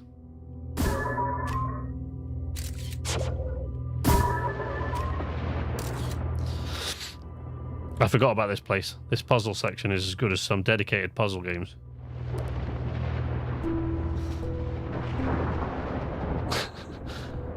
I went in with what? I've missed some. Still here playing Astroneer with the sound off. Well, I work week on, week off, but my week's off, usually more busy on Saturdays. Went in with speed of 2k and almost got into the core. Like Weeping Angels, but less murdery. Yes, I'm going to try at a higher speed. It's Aviation 101. When in doubt, eat. Can I actually see the arch now? I don't think it... Yeah, oh yeah, it can. Right, but now I need to put this in a position where it can see both at the same time. Without backing into the hole. Oh, there isn't one.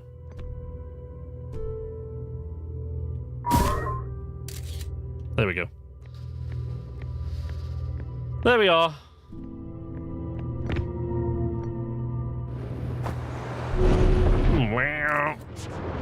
Okay. There's the Greeter Stone. Hello, Greeter Stone.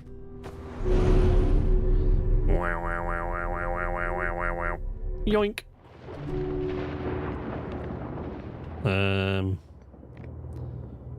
4K didn't work. Probably didn't angle it well. This is the last one, but we made it harder. That's it. That's okay.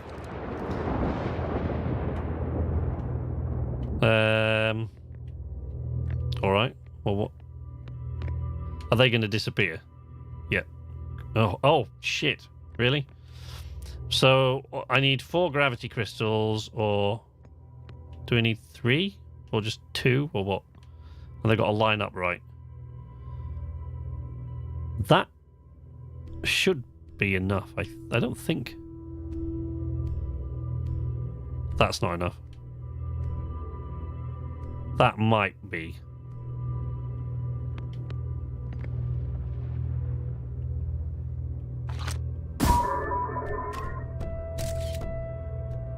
Nope.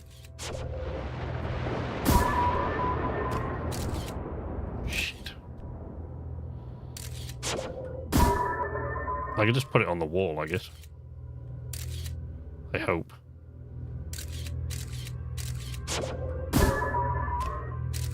Yep. Alright. Oh shit, there's no it isn't, because it's giants deep, so I've got like intense gravity, so I can't get off the ground. Stupid. Stupid! Right, that then? Please tell me that's going to be enough. Oh shit. Not if I do that, it isn't.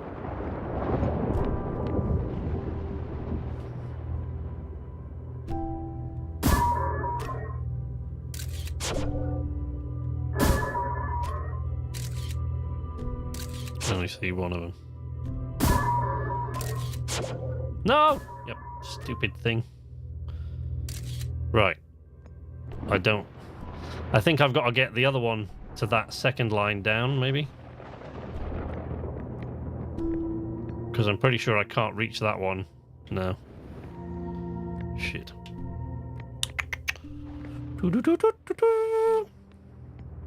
They're all the same height, aren't they? Yeah. Alright.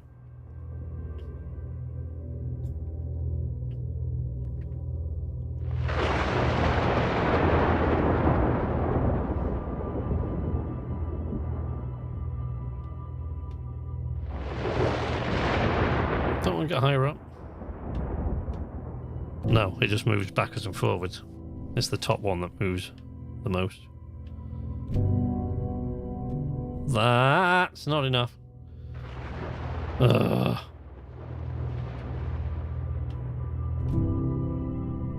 Nope. Nope. Nope. Hey, you're moving when you can be seen there. That's cheating. Too many.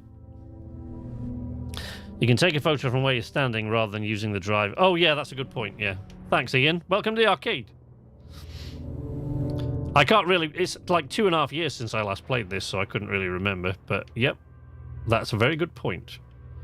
Either I couldn't remember or I didn't do it like that in the first place because I was too stupid. One of those. I'll let you decide. What the shit?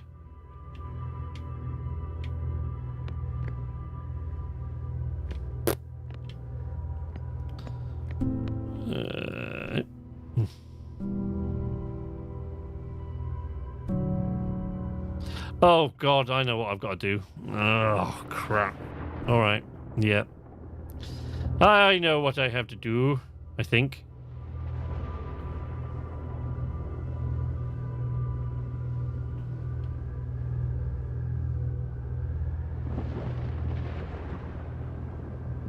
You can actually see the top crystal. Yeah, you can see the glow move. Yeah, it's a bit of a cheat, that, isn't it, really?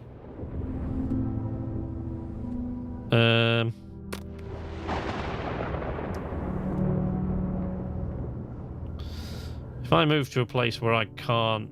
If I can see this thing here. There, like that. And I keep it in my sights. But the other one moves like that.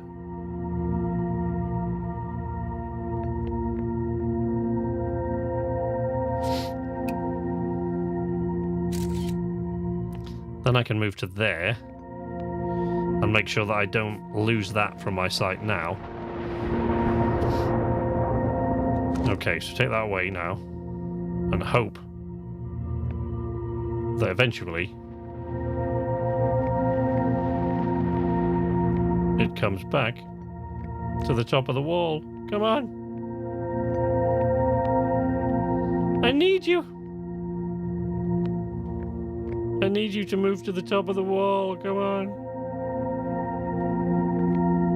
Is it not gonna? I don't think it ever is it? Oh, God damn it.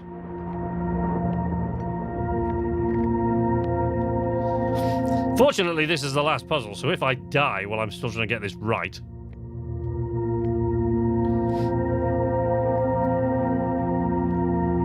if I die while I'm still trying to get this right, it's not going to matter too much. Oh, that moved out of my sight there. And nothing happened.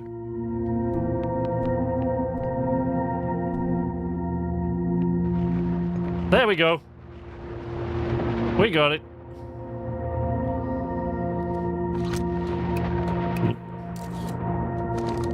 Oh, you stupid idiot! Stop putting it away! Right, there we go. And we're out.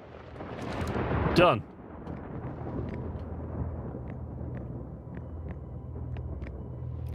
Return me to the bottom, stones. Or something.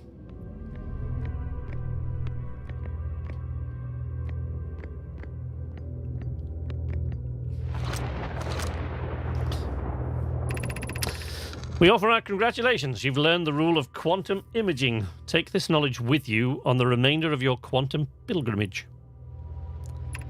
So we can now reach the quantum moon and understand why we can reach the quantum moon. The other quantum shards have other lessons to teach. Our curiosity goes with you on your journey. You walk in the footsteps of those who came before you, and your path guides those who will follow later. Ship log updated.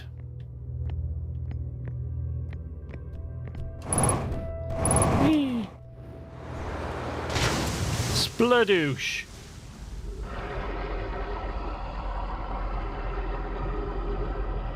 First try!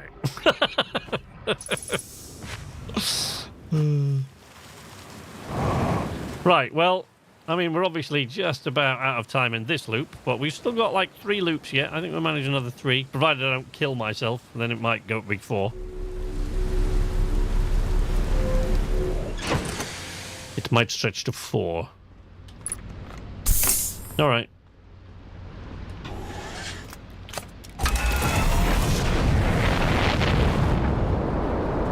Up and up we go into orbit. Woo!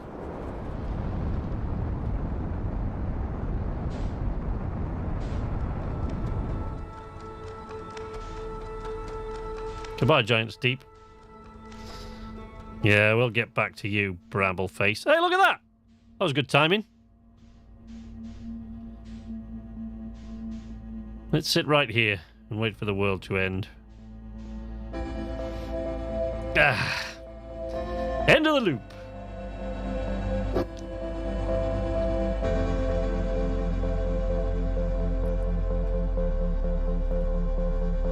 So we've got the Sun Station to visit. We've got other places in Dark Bramble to visit. We've got to visit the Quantum Moon. We don't have to visit the Quantum Moon, but let's at some point. Sun Station, Quantum Moon, Ash Twin Project, and other places in Dark Bramble. So you decide. Where do you want to go now? Sun Station, Ash Twin Project. We can probably do both of those in the same loop. If I fly very carefully. Sun Station, the Ash Twin Project, we might be able to do both of those in one loop. The Quantum Moon. Quantum Moon! Okay, Dwight says Quantum Moon. Let's Quantum Moon it, shall we? Twin Project. Okay, well, that's one for one. So any more votes? Sun Station, that's one for each. Although the Ash Twin Project and the Sun Station, if I do it right, we could do those both in the same loop. Never heard of any of those bands. Quantum Moon. That's 2 for the Quantum Moon.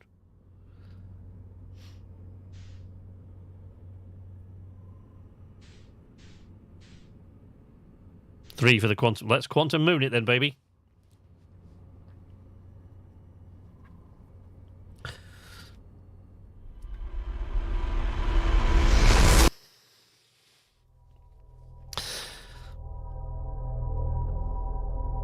Now, I need to look in the ship's computer, though, because this is one of those instances where I'm not sure if what I'm about to do is something that we've learned in this playthrough or something that I just remember from the last time.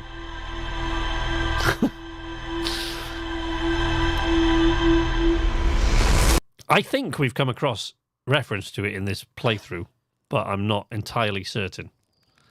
Let's check the ship's computer as well as quickly as I can. I'm fearful that we haven't learned this yet, and I'm going to be jumping ahead. But it is a kind of it's one of those game mechanic things that we need to. Yes, skip all that. Quantum Moon. Where are we going to? Quantum Moon. We're off to Quantum Moon. We followed Mr. Spoon. Quantum Moon. Sorry, that's for the Brits amongst us who are my age. Whitehall Station, Sun Station, High Energy Lab, Statue Island, Village, Northern Glacier, Quantum Moon. Quantum Shrine, 6th location. I think we learned it at the Tower of Quantum Knowledge. I think. The Nomai built a shrine on the Quantum Moon to aid in the pilgrimage to its 6th location. Remember this final rule. Yes, we have. We already know this. Aha! So I can do it. We can go there. This final rule. To explore the 6th location, the shrine must be on the Moon's North Pole.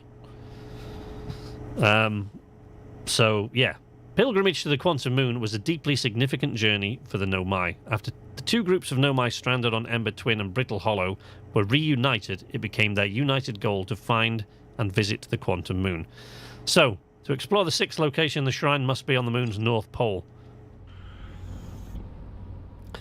Now, because I'm me, when you do this for the first time... Oh, that's handy. There it is. Look, right, so what we do is we're going to take a picture of it. Oh, there we go. Crash into Timber Hearth. Take a picture of the Quantum Moon. Keep the picture up there, for the love of Christ. The Quantum Moon is actually one of the only other places that's quite difficult to crash land on, so... You know, without, you know, and do a lot of damage at least. There you go. We have done some damage, but it's not the end of the world.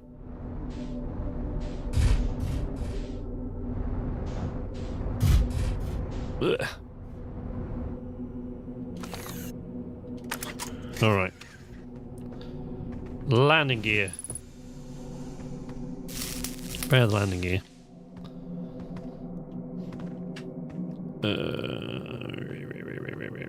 What was the other thing? Something else broken. Port. There we go. Porthole. The end of the world is still 20 minutes away. Excellent. Thank you. Thank you. Right. Here is a Nomai shuttle.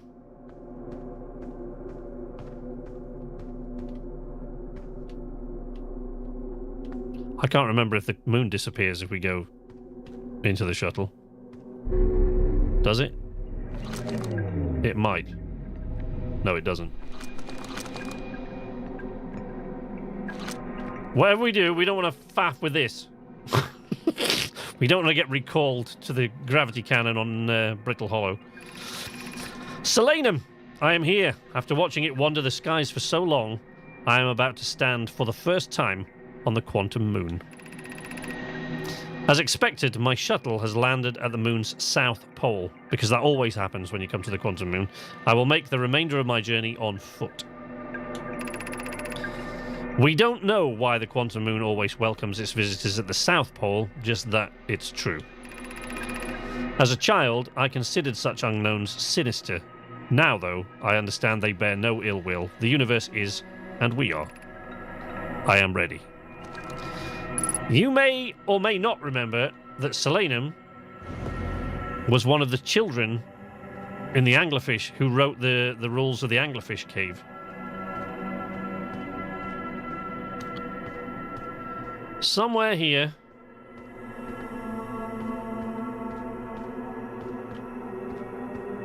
is a tower. A Nomai tower. There it is. And this tower must be on the North Pole to get the moon to travel to its sixth location. So the quantum moon always looks like whatever planet it is orbiting. Right? Or a little bit, slightly resembles whatever planet it's orbiting, right? In this case, Timber Hearth. Okay? So we're currently in orbit around Timber Hearth on the quantum moon. If we go in here, that it will tell us that. See, there you go. Currently in orbit around Timber Hearth. I would turn the lights on. Oh, I guess I can turn them on for a moment. Look, you can see this. So here, look. You've recalled the rule of quantum imaging, because that's how we got here, so they know we recalled that rule. Recall the rule of the sixth location, which is the rule we just read, which is the tower must be on the North Pole of the quantum moon in order to reach the sixth location. Recall the rule of quantum entanglement, which means that we will travel with it now, like we did the rock in the cave. So currently we're orbiting Timber Hearth. If I turn the lights off, turn my lamp on, shut this door, because we need complete darkness. We are at Timber Hearth.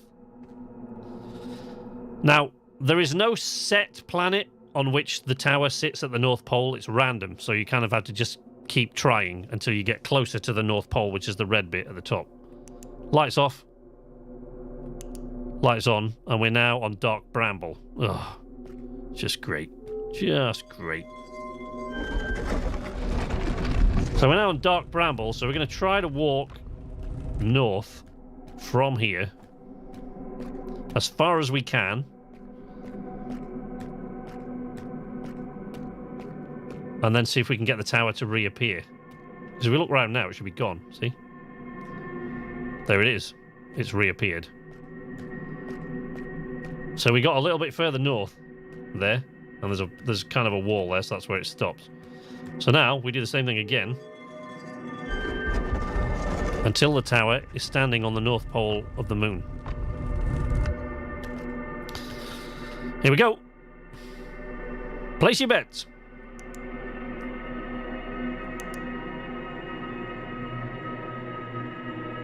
There we go. We are now on the Ash Twin.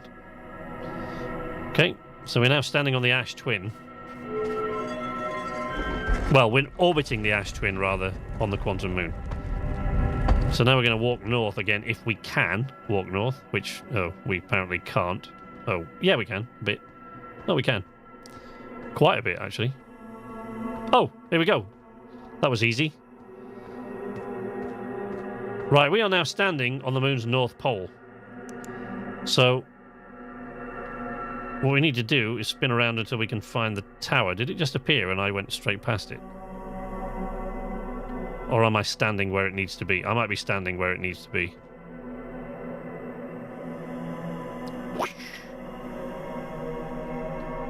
Oh, for God's sake.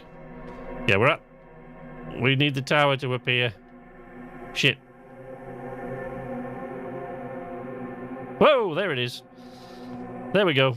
Now the tower is on the North Pole. And if we travel with the tower now, the moon will go to its 6th location, which is the eye of the universe, or... Alright, not technically, but that'll all be explained in a minute.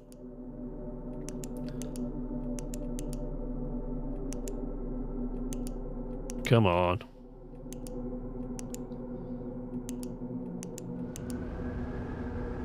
There we go.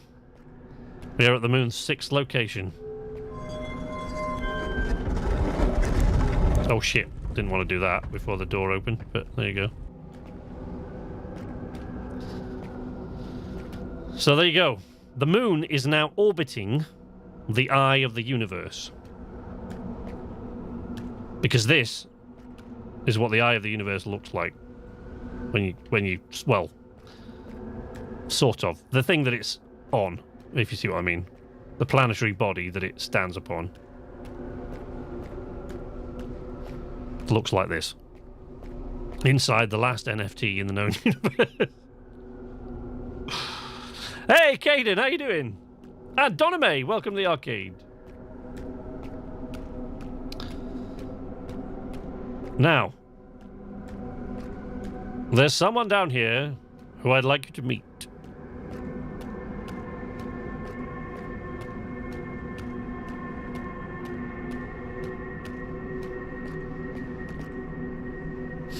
That is Solanum.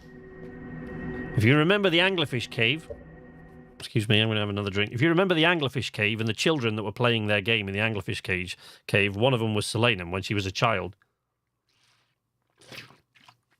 Sorry, when they were a child.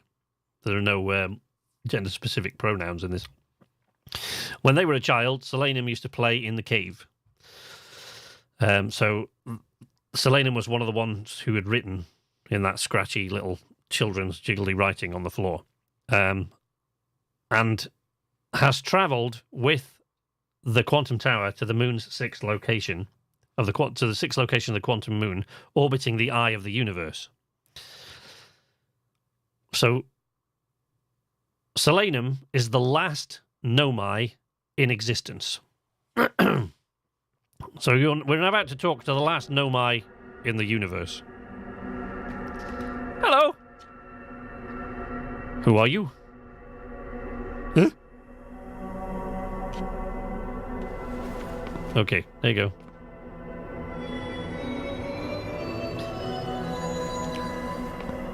So Solanum gives us a kind of shorthand language to use to communicate with them.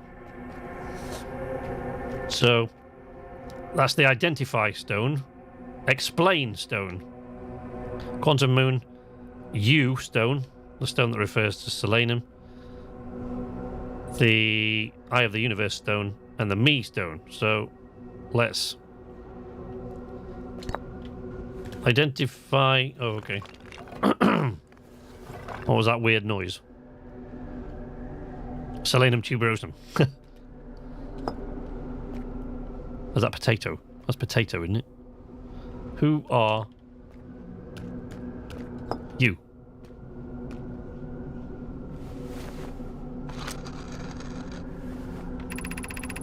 I am Solanum, a Nomai. My clan arrived in this star system before my birth, and we now call it home. Okay. So that's who you are. Explain yourself.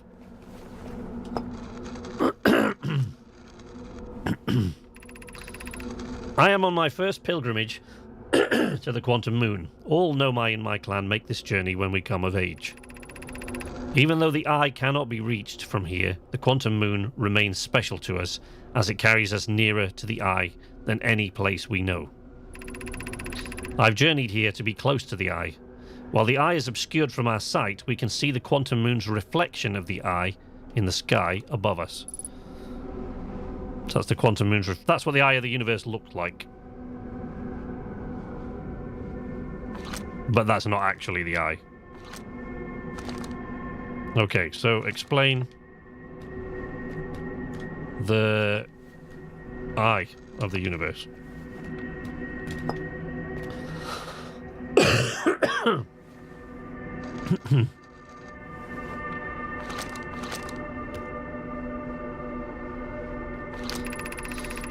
There is fundamental uncertainty throughout the universe. Normally, this uncertainty is only observable on a very small scale. As one approaches the eye, however, that uncertainty grows enormously. The quantum moon probably exhibits macroscopic quantum behavior because of its proximity to the eye. Shards that broke off from the quantum moon have a similar effect, as I imagine you've seen elsewhere in this star system. Conscious observation forces a quantum object to collapse to a single possibility.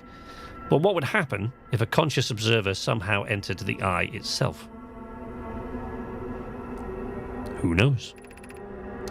Over time, this has become my clan's greatest question. Okay. Explain. Hey, what can you tell me about me?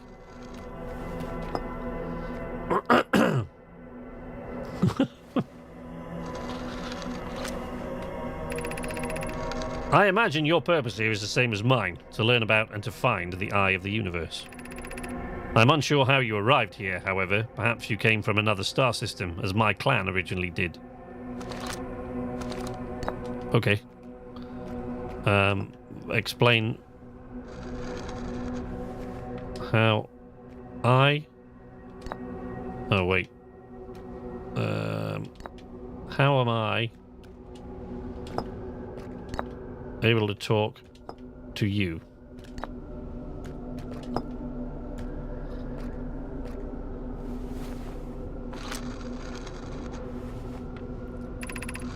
We do not have much connection, you and I. Still, this encounter feels special. I hope you won't mind if I think of you as a friend. Oh, okay.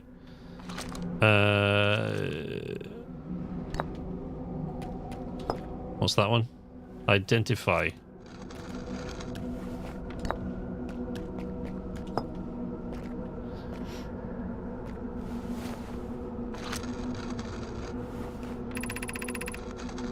I've never met one of your kind before. It's an honor to speak with you. I particularly admire your 4 eyes. There are many questions I would ask if I could comprehend your language. You have my gratitude for you understanding mine. But you can write so that I understand the language. So why don't you... Oh, you can't understand the answer. Right, fair enough. Of course, yes. Fair enough. I'm just being stupid. How... can you identify the eye of the universe? No, not me. Get off. What is that going to tell me? No second date, I guess. Think of you as a friend. Pulls out a shocker. What a cool mechanic. I agree. I think it's great. Oh, that's the same. So we get the same thing. Ow. You can't do that. Oh, you are doing that. Okay. We are orbiting the eye of the universe now.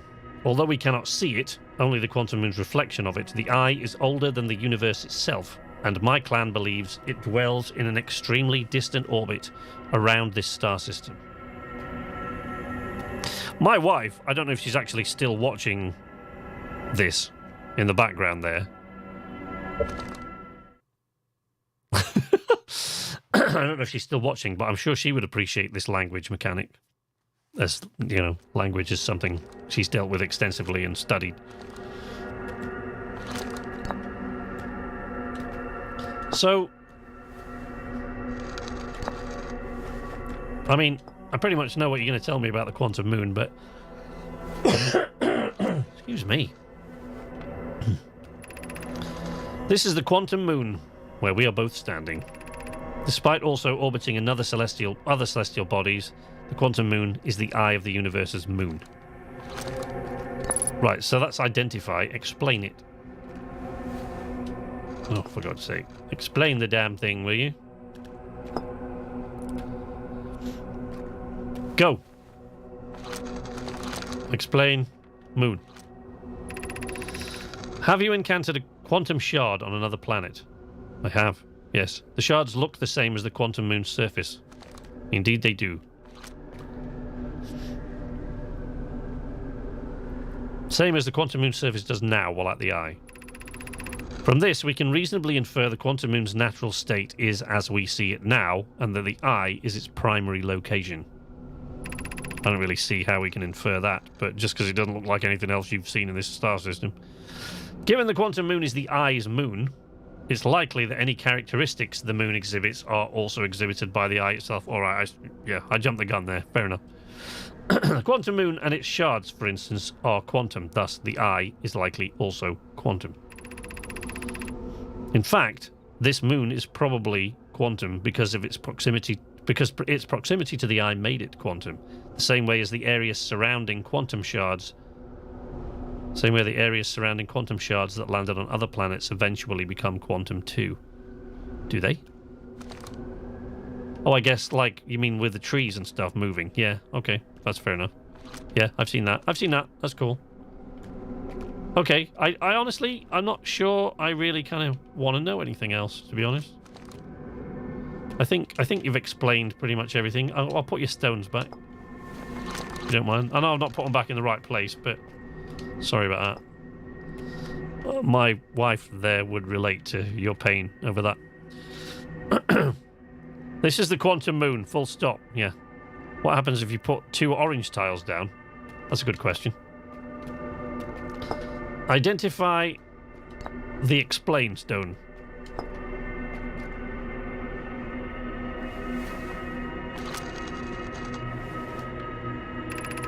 These are the 2 tenets of Know My philosophy. To seek out and to understand is our way of living. Okay. Thank you. I appreciate your time, Selenum. It's very nice to have met. And know my. I'm sorry that you're the last one in the universe. Oh. She probably didn't know that. Or they probably didn't know that. Can you put 2 blue ones? Yeah, I've done the blue ones before. Because, like, this is how, like, me in relation to... oh, let's try me in relation to the eye of the universe. See what Selenum's got to say. Take a drink every time Knight says quantum. Suppose you could reach the eye of the universe. Would you try to enter it? Well, you don't know me, but these guys do. What do they think? I don't try to enter everything I see. Fortunately. What do you imagine the effects of a conscious observer might be? Well, I guess there's only one way to find that out, and we're not there yet. So, Selenum, it's been a genuine pleasure to meet. I'm sorry I accidentally informed you that you are the last Nomai in existence. Fortunately, you can't understand what I'm saying, so bye!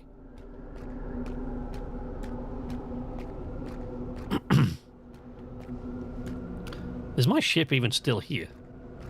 No, because my ship... Whee! Whoa, whoa. Gravity here is kind of freaky. Oh, crap. Have I got to go back to... Hey there, tower, don't sneak up on me like that. Jesus. Okay, lights on. Door closed. Let's try and get back to Timber Hearth, I guess.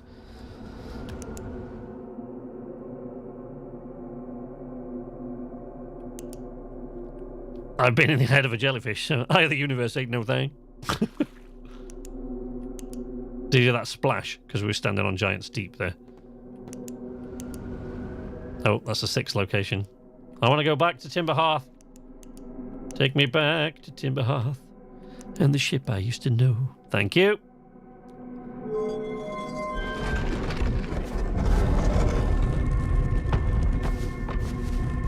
All right. You know what, guys? I don't think that helped a damn bit. I don't know where my ship's gone, but it ain't here. Well, we don't need the ship to get off this moon. Woo! And the moon is gone. And my ship has gone with it.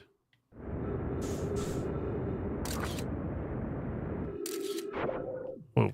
Whoop. No, don't launch it into the sun, you idiot. My ship's there somewhere. There it is. Well, balls. I don't think... Oh, man!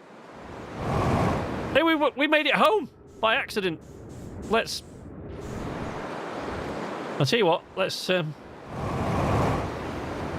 go back to the campfire. Ow. And talk to Slate. Ouchies. Assuming I don't injure myself seriously again. Should probably walk around a bit.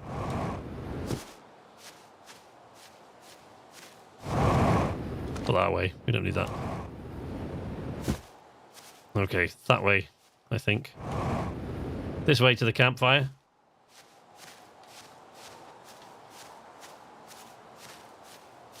So, we still have to visit the Sun Station and the Ash Twin Project, which, as I said, I'm pretty sure if I fly very carefully and don't fuck it up, I should be able to do both of those in one loop. And after that, I think all that remains is one last trip to Dark Bramble. Well, I mean, that's not all that remains, but...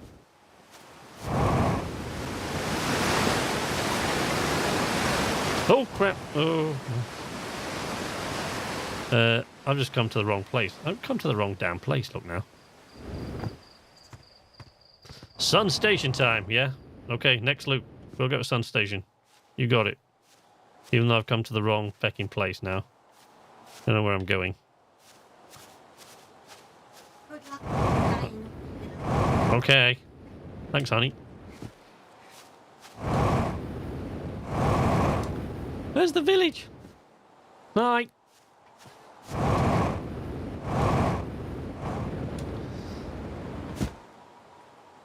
I was hoping to have a marshmallow with Slate, but I don't think it's going to work, so... How long is the loop? The 22 minutes. Yep. Whoever finds your body out here will be very confused. They will, yes, I imagine. I think the best thing we can... Oh, fuel level's critical, so we're going to be in a bit of trouble here in a second. Whee! But since I can't find the village, I might as well just slam into the floor.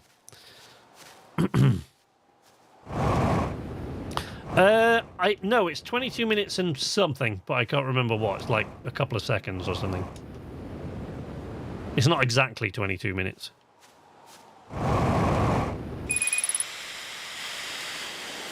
There we go. And we don't actually need this suit on. The irony is, without the ship, I can't take this suit off. Consequently, I'm going to asphyxiate on my home planet because I can't take the suit off without the ship. Let's follow the water.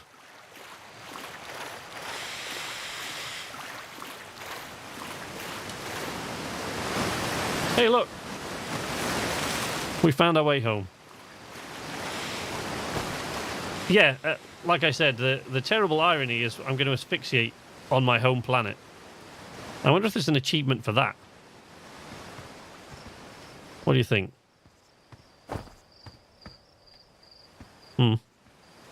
What the hell? Let's just jump. Oh, God. Ow. All right. Oh, the sun's about to blow. I've never been here when the sun's gone. I want to see the looks on their faces. Because I'm a sick, twisted freak. Oops. Well, now I can't, because I can't get out of this. There we go.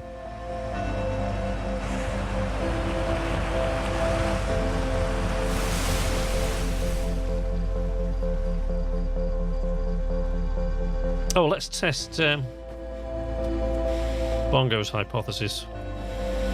Oh, I can't because I can't reach it. Yoink. Yoink. Yoink.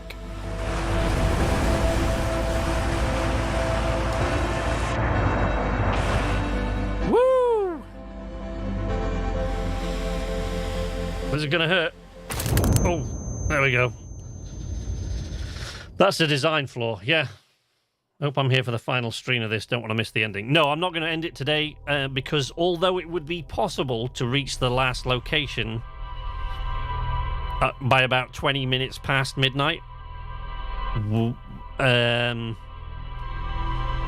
firstly, it's possible that I might screw it up. Quite likely, actually. Because the last time that you go to this place that we're going to have to go to, the last time you go there, you absolutely have to make it in one time loop. I mean, obviously you do anyway, because you have to go back in time otherwise, but you'll understand what I mean in a moment. Provided we can get to both the Sun Station and the Ash Twin project, you will understand what I mean. So I hope we can get to both. Sun Station, here we come. Right, now, it is possible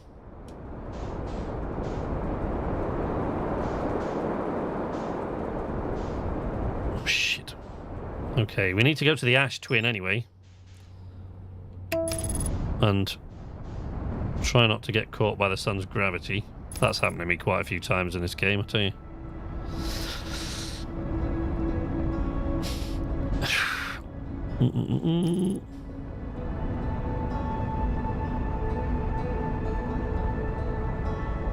I forgot what I was going to say there. I'm trying to. That's why I've gone quiet, because I'm trying to remember what I was just about to say. It is possible something. Can't remember. So we're going to the Ash Twin, and the reason we're going to the Ash Twin is because we're going to the Sun Station. That's what I was going to say. Oh shit! What am I doing down here? I don't want to be down here. Fortunately, we have a little bit of... Oh, don't tell me I'm stuck now. Are you serious? Sunday. Did I ever tell you about the time? I am actually stuck. Whee! There we go. We're off. Oh, Christ. Got accidentally bumped into the Ember Twin there. Right, so let's go to the Ash Twin. Let's just get closer to it before we turn on the goddamn...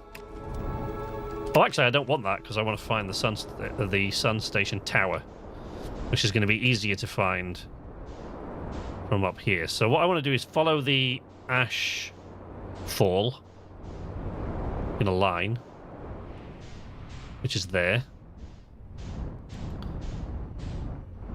and then land outside the Ash Fall's influence so that my ship does not get sucked up into the ash, into the Sandfall rather, and onto Ember Twin, because if that happens, we won't be going to the Ash Twin project today.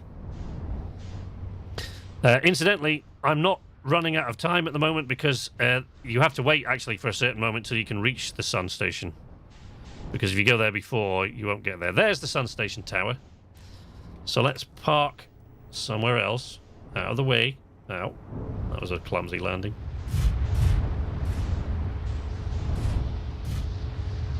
God damn it.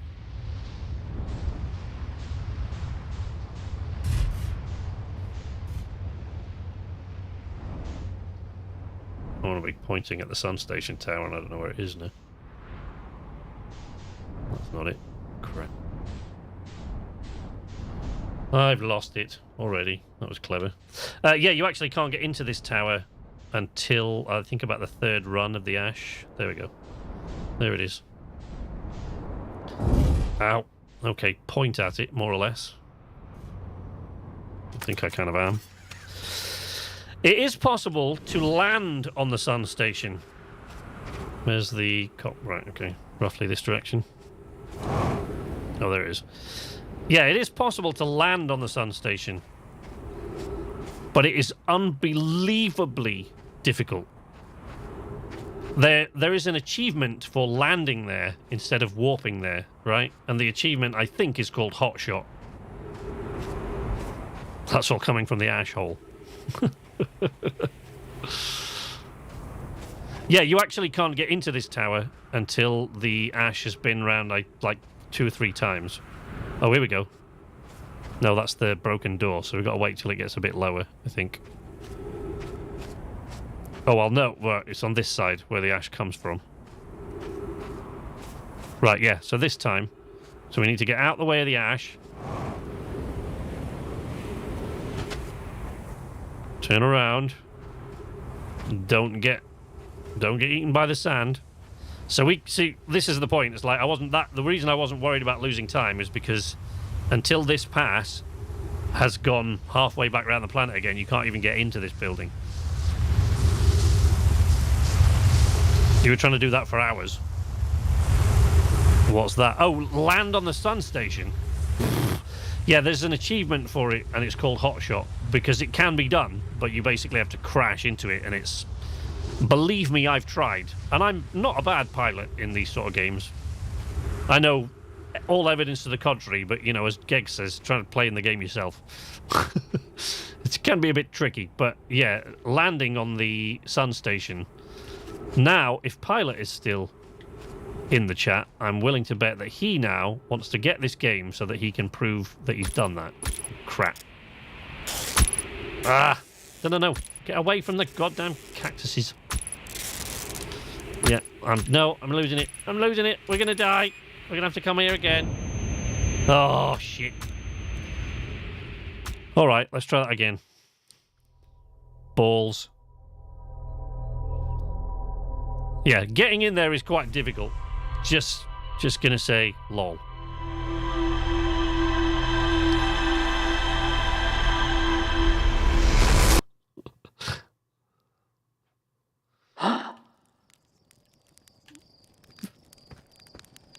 That went well. Yeah, it's a nightmare. I hate that tower. I mean, it's going to get a lot worse when we get to the sun station, but... Because there is a crossing you have to make at the sun station that I have screwed up in the past. It's not the hardest thing in the world to do, but it is easy to screw up if you're not concentrating. Right, let's try that again. There's the twins. There's the ash twin. You've thrown down the gauntlet and I must pick it up, sir. Yeah, if you can land on the sun station, I'll be impressed. And there is an achievement for it called, and I think it's called Hot Shot. Just because the sun station is very small. It's orbiting the sun very fast. I think there is a way to lock onto it, actually. But even that isn't going to help you a lot because you get eaten by the sun's gravity. So it's very, very difficult. But it can be done because they've got an achievement for it. I've hit it before. I have managed to hit it, but I bounced off and got swallowed by the sun's gravity. Now, oh shit, the goddamn planet's going away from me now, look.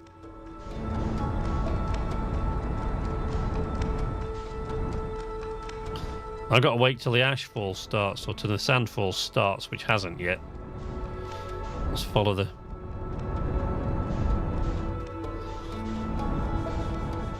I don't think I've ever actually seen it start, the sandfall.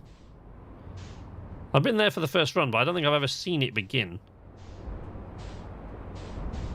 Consequently, I'm not entirely sure I know when it does, or how it does. But if we follow the Ember Twin, we should see... There it goes. Okay, move out of its goddamn way then, now, idiot. Oh, and stay behind it, actually, because you want to follow it that way. Okay. Oh, night, Gigs! See you again, buddy. Next stream, Saturday stream, we'll be finishing this off. Unless you guys would all prefer that I just do it on Tuesdays from now on. In which case, I'll do that. And move my stream day to a Tuesday so that more of you can actually be here. I know that wouldn't really help Dwight because he's not going to be there for that long. I've got to follow this until I can see the sun station tower, warp tower. Oh, well, look at that.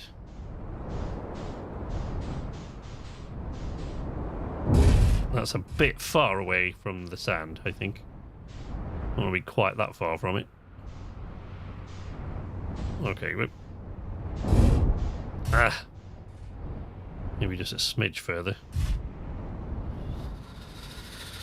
Rough.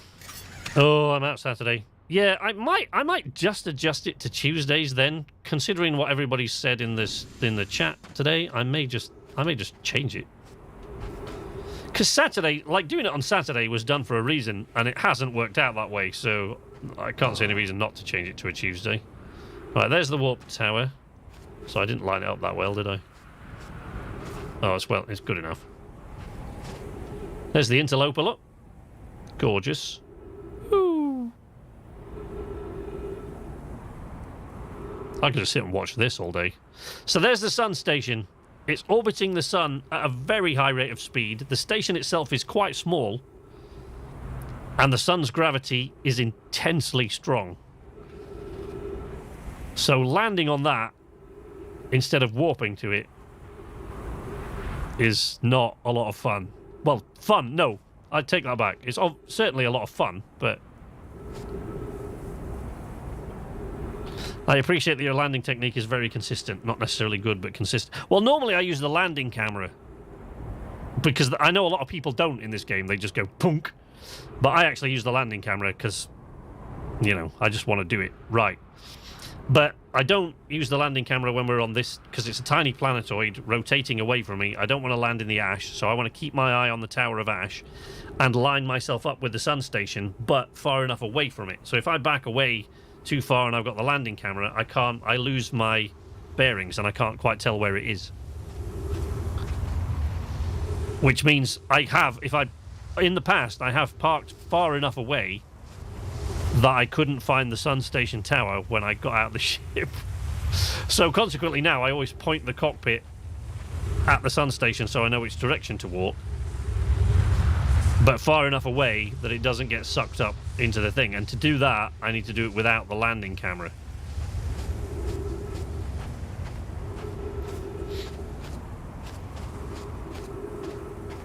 Right, in. Through. Don't get prickled yet, for God's sake. Gotta let the level drop a little bit. Okay. Right, there we go. Okay, woo! This is the Sun Station Warp Tower. Let's open this door, so that when we come back, we can get out quickly, get to the ship, and reach the Ash Twin Project. Oh, actually, we don't need the ship to reach the Ash Twin Project. Stand on the Warp Tower and wait for the sun to be directly above. Right, now we just wait.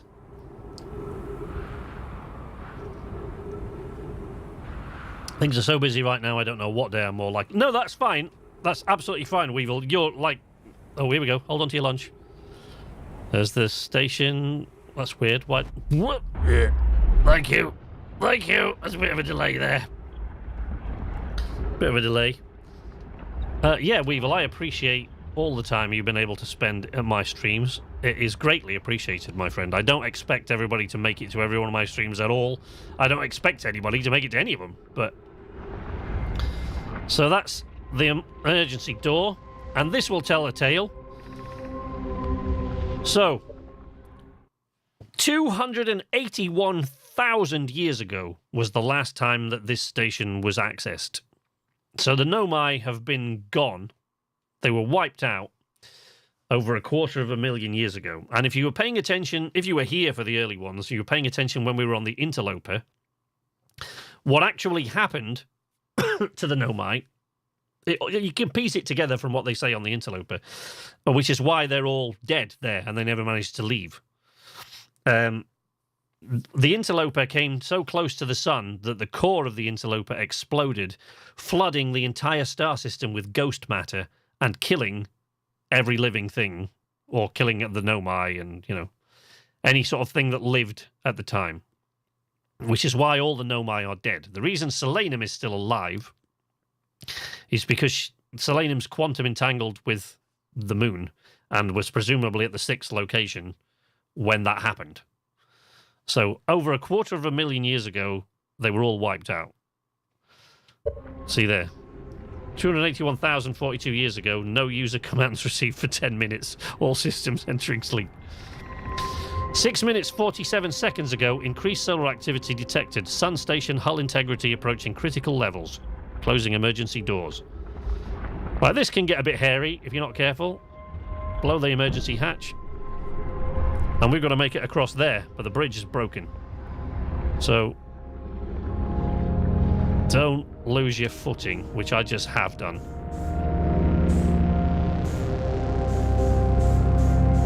Ugh. Come on, come on, come on, come on, come on, come on. Oh, yes, son of a bitch. Come on, come on. Yeah. But to get to the Ash Twin project as well in this same loop, I've got to do that again, but the other way to get back to the warp station.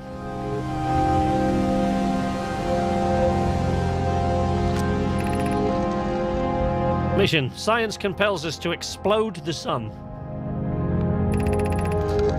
Can't we change this? I don't enjoy working in view of such a morbid mission statement.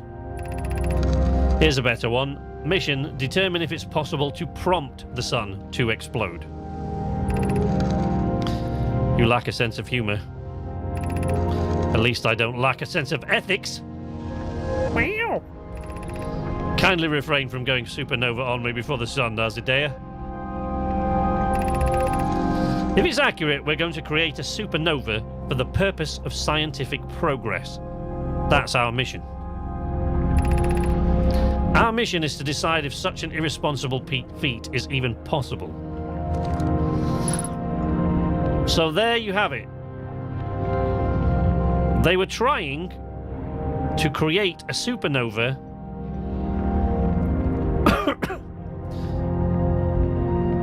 for what purpose? Those that are paying attention, were they doing this? I'm sure you all know the answer, but... Alright. Did the sun station not fire? It fired, Yarrow, but it failed. The sun barely responded. There were infinitesimally small surface level changes, but they were barely visible, even to the third eye. The sun station is useless. It will never, and could never, cause the sun to explode. I don't know what comes next, my friends. I suppose we must start over, but I'm unsure how to start over. Return to Ash Twin first, my friend. Perhaps a change of task would help. Spire noticed a comet approaching this star system that we'd like you to investigate. Well, we know how that went. Pi, I hurt for you, my friends. We all know how hard you both worked. I can only offer my compassion. How are you? How is Idea? We're very well, Yarrow, or as well as can be expected given the circumstances, though disappointed. I may have disagreed with exploding the sun, but I never wished the device would fail. I'd hoped our terrible work was finished. So I'm going to pause that there. Good night, DW.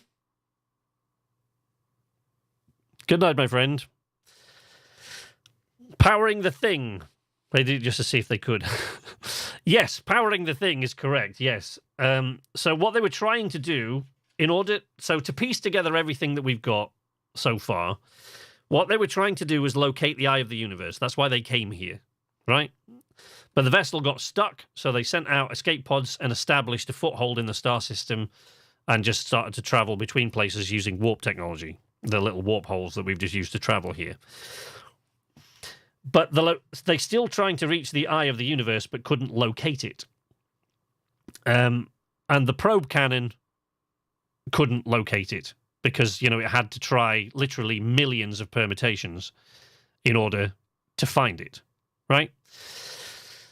So they were trying to locate it with those locators that we have on the Attlerock and on Brittle Hollow, but couldn't. So they built the orbital probe cannon, but the probe cannon failed to fire, and to make it work and locate the eye of the universe, what they needed to do was to create a 22-minute window, right? So to create enough power to create a 22-minute send back in time using the masks, which is what they built them for, so that the location to the eye of the universe could be sent back after they've destroyed the sun.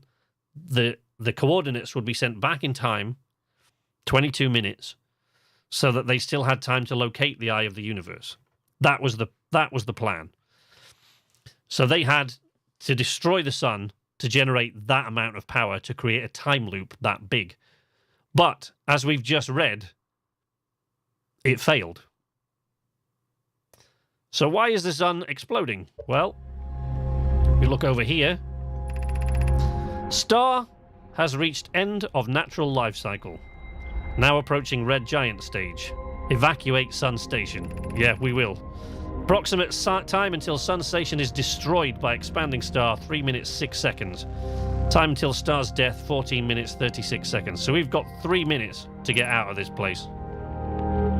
So that's it.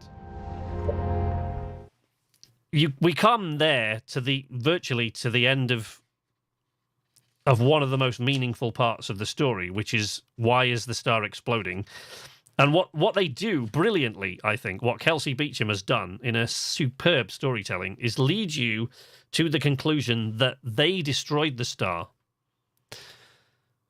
in order to power the time loop. But when you get to the sun station, only then do you discover that they didn't. It didn't work. And they were all wiped out by the ghost matter explosion as the comet approached the sun. As it got close enough, it caused the ghost matter to spread throughout the star system and it killed them all. And they were unable.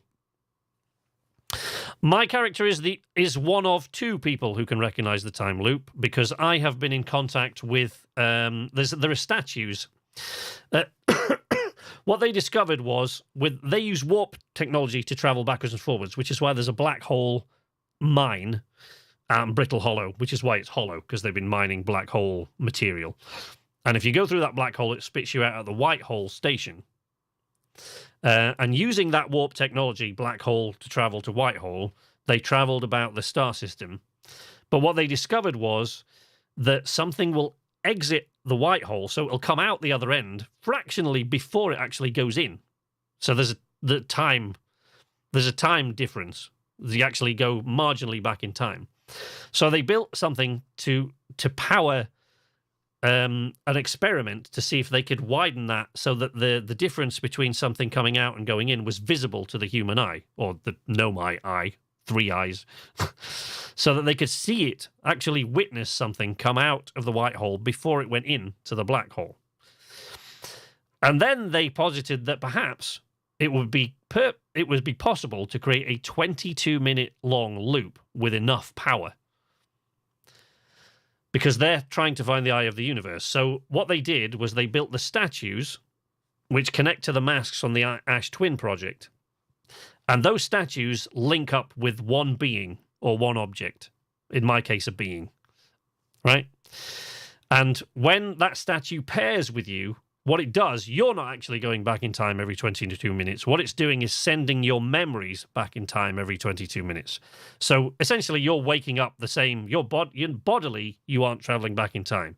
It's just your memories that are traveling back into the body, leaving you to believe that you have gone back in time because you remember everything that you just did, but nobody else can. Gabbro, who's on Giant's Deep, also encountered one of the statues, just like my character did, and it paired with him. So it's sending his memories back 22 minutes at the end of each loop, when the star goes supernova. Right? It's sending his memories back in time each time. So he is aware of the time loop, and I am, but nobody else is. But the purpose was to get the orbital probe cannon to find the eye of the universe, which is what they came here for in the first place. And they figured that if they could create a wide enough time loop, they could discover the origin of the eye of the universe by exploding the star, causing the data to travel back in time, giving them time to find the eye of the universe before they're destroyed by the star. It's all, So that's what they did. But it didn't work. They all died because of the ghost matter wiping out the star system. And now we've discovered, just this minute, that they didn't manage to destroy the sun. They all died out. But now, sadly, and this is one of the things that always makes me almost makes me weep, is that the Harthians, which is my species in this, are just stepping out into the wider universe, just as their sun goes supernova and kills them all. So sad as it is, this star has just reached the end of its life. But now that the star's reached the end of its life, it has set off the chain reaction that they were hoping it would do. They were trying to make it explode on purpose, but couldn't. That's what the sun station was for, but it failed. They couldn't do it. But now that it's reached the end of its natural life cycle, it's doing all that anyway, and it's located the eye of the universe because we found the coordinates. So it's found it, right? So because basically it's sending a probe out to different locations every time. Then the star explodes. It goes back in time, 22 minutes, but the information it gathered in the previous loop is being sent back. That's where the third mask in the Ash Twin project is paired to the probe cannon, right? So it's managing, basically they needed to do millions, they needed to send out millions of probes, but obviously didn't have time to do that. But now it's been on this continuous loop for hundreds of thousands of years, and it has now found the eye of the universe. So even though, sadly, they're all dead, so they'll never know, we now know where it is. What we've got to do now, which we'll do next week, now I'm going to go to the Ash Twin project just before I wrap up the stream. All of this was set up 250,000 years ago and can only now be... Yes, correct. They did all this work 281,000 years ago, but it failed. It just didn't work. And then they were all wiped out. But now the star is dying anyway. So when it explodes, it has basically brought all the things they were trying to do to fruition. And fortunately, we're there to go where it sends us. What was the middle part? So yeah, so we can go there, but we've got to, what we've got to do in the next stream, today we'll go to the Ash Twin project now, and then I'll wrap it up. But in the next stream, what we've got to do is find out how to get there. We know where it is, but we don't know how to get there. We don't know how to use these coordinates yet. That we've got to find out. But now, we've got 3 minutes to get off this station before it's swallowed by the sun. So, that is what we're going to try to do. Unfortunately, I'm going to make it back through there without failing. Come on. No. Come on. Come on, baby. Come on, you son of a bitch. No! You son of a bitch. No, I didn't make it. That doesn't always work. I've done that a couple of times, and I've made it twice, but I've probably failed to make it about 5 or 6 times. We might be actually able to land on the Ash Twin anyway. I don't know if we'll be able to do it in time. Because I think we're in the orbital path. We're in the orbital path of the twins, so we might. I don't think so. I think we're gonna get eaten by the sun, aren't we? Yeah. Yeah. We can't escape the sun's gravity. We can't escape the sun's gravity. I'm coming, Elizabeth. Love it. Pliskin, how you doing? It's a while since I've seen you in here. What I love about this story is what I don't know. I guess there is one more piece that you guys need. There's one more piece of the puzzle that you guys need before I can kind of reveal what the point of this story is. But we'll actually go to Ash Twin Project in the next stream, and then we'll go. So on the Ash Twin Project, the Ash Twin Project. Inside the core of the Ash Twin is where all the data and the masks, which contain our memories, that's where they're stored. Okay? So the Ash Twin Project is what is powering the memory transfer back in time. Okay? So that's what's allowing me to relive this and go backwards and forwards in time. At the center of the Ash Twin project is the warp core that powers this whole thing, right? If I turn it off, I will no longer go back in time at the end of that loop. Consequently, once you turn it off, you kind of really have to know where you're about to go, and you have to get there fast, because you've got the amount of time you've got left before the sun goes supernova. That's it. Because if it goes supernova at the end of the loop after you've turned the power off, you just die. And unfortunately, the place we've got to get to is quite tricky to reach. But you'll see that next time. I will try my very, very best to do this when as many of you can make it as possible. Because, as you know, Pilot will know, and as you guys have heard me go on about all this time, it's just, this game is very, very, like, it meant a great deal to me. I just absolutely love it. And the resolution of this game actually did make me, like, weep. It's just beautiful. So I'd like to do it with as many of you there as possible. It's incredible. It's just such a gorgeous story. It's easily one of my best games, my favorite games of all time, just because of the way it's made and the story and how it all unfolds. What game are you thinking of playing after this? After this, I'm going to be playing Far Lone Sails. And then, probably, after that, Far Changing Tides, which I think releases in 2 days' time. Thank you very much, Pliskin. I just absolutely love it. It really did kind of... When I reached the resolution, the very last kind of few moments of this game, the last minute or two, when the resolution comes, it did kind of... I mean, I remember my reaction very distinctly. I kind of sat here and I was going, okay, right. And then I just went... And it just... Like, I just wept because, like, oh, that's just beautiful. It's such an amazing resolution to this story. Yeah, Lone Sails. I've played a lot of Lone Sails, but I haven't played it to the end because I decided that I wanted to keep it for the stream. So I've played about half of it, I guess. And then we're going to play Changing Tides after that, I hope, because I think it releases on the 4th, but I might be confusing that with Dying Light too. Or maybe they both do release on the same day, I don't know.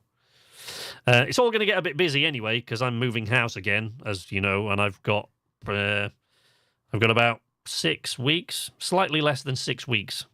5.5 weeks I've got to move, and we don't even know where we're going yet. We haven't found a house. Lone Sails, Far Lone Sails. I'll put it in the... Somebody who knows the name of it, write it in the chat, because, like, I've got to start up YouTube. Streamlabs won't let me write it, because it wants me to sign in. And think it'll be a full stream to finish. I don't think so. No. I think probably get it done in about an hour, maybe an hour and a half. An hour and a half is really stretching it out. That's assuming that we don't need to go back to the sun station, of course. That's assuming that I screw up getting to the place we need to at least once. It's going to take an hour and a half. So, yeah, Far Lone Sails is the game that I'll be playing after this. And after that, I'll be playing the new one that releases in a few days' time called Far Changing Tides, which is the same thing as Far Lone Sails, but at sea, and it's great. Your favourite game ending? This one.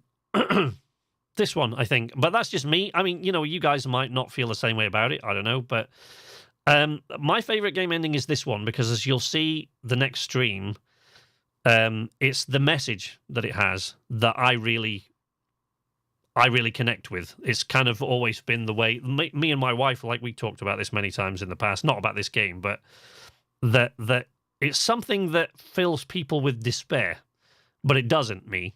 And so it kind of... The message at the end of this really resonates with me. I think it's fantastic.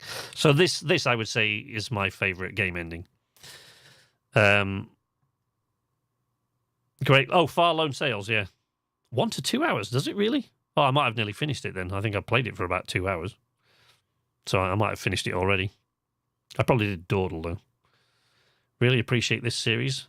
My pleasure, Pliskin. It's nice to see you. I know a lot of the time you lurk, but it's nice to see you in the chat there. Lovely to see you. Glad you could join us.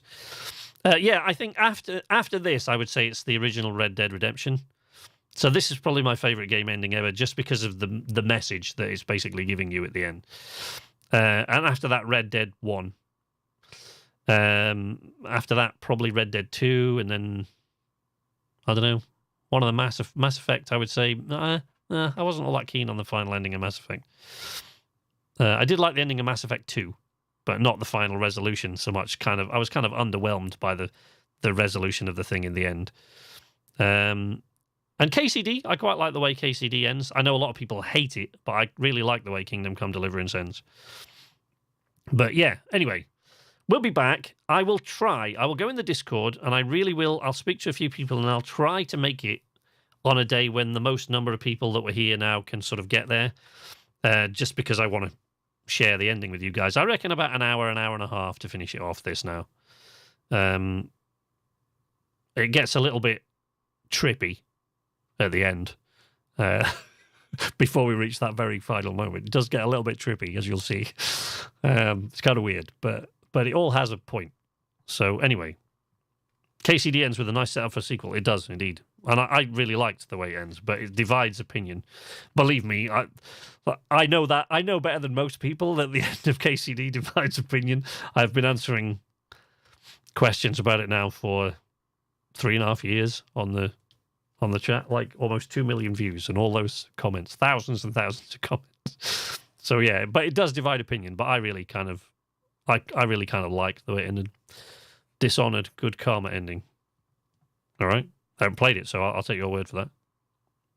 Right. Anyway, I'm going to leave it there, and I will try to find a day, the best day possible, to get people, so that you can see the ending as it happens and see my reaction, which I guarantee you will almost certainly be tears again. It might be. I might have gotten over that by now, but I don't like to build up too much, because you guys might not get the same thing from it that I do. You might not feel the same way, but I thought it was amazing. So yeah, I'll be back next time, and then we're going to play Far Lone Sails and then Far Changing Tides straight after. After that, I don't know, and sort of during that period, I'm going to be, moving house somewhere in there, so it's going to get a bit crazy.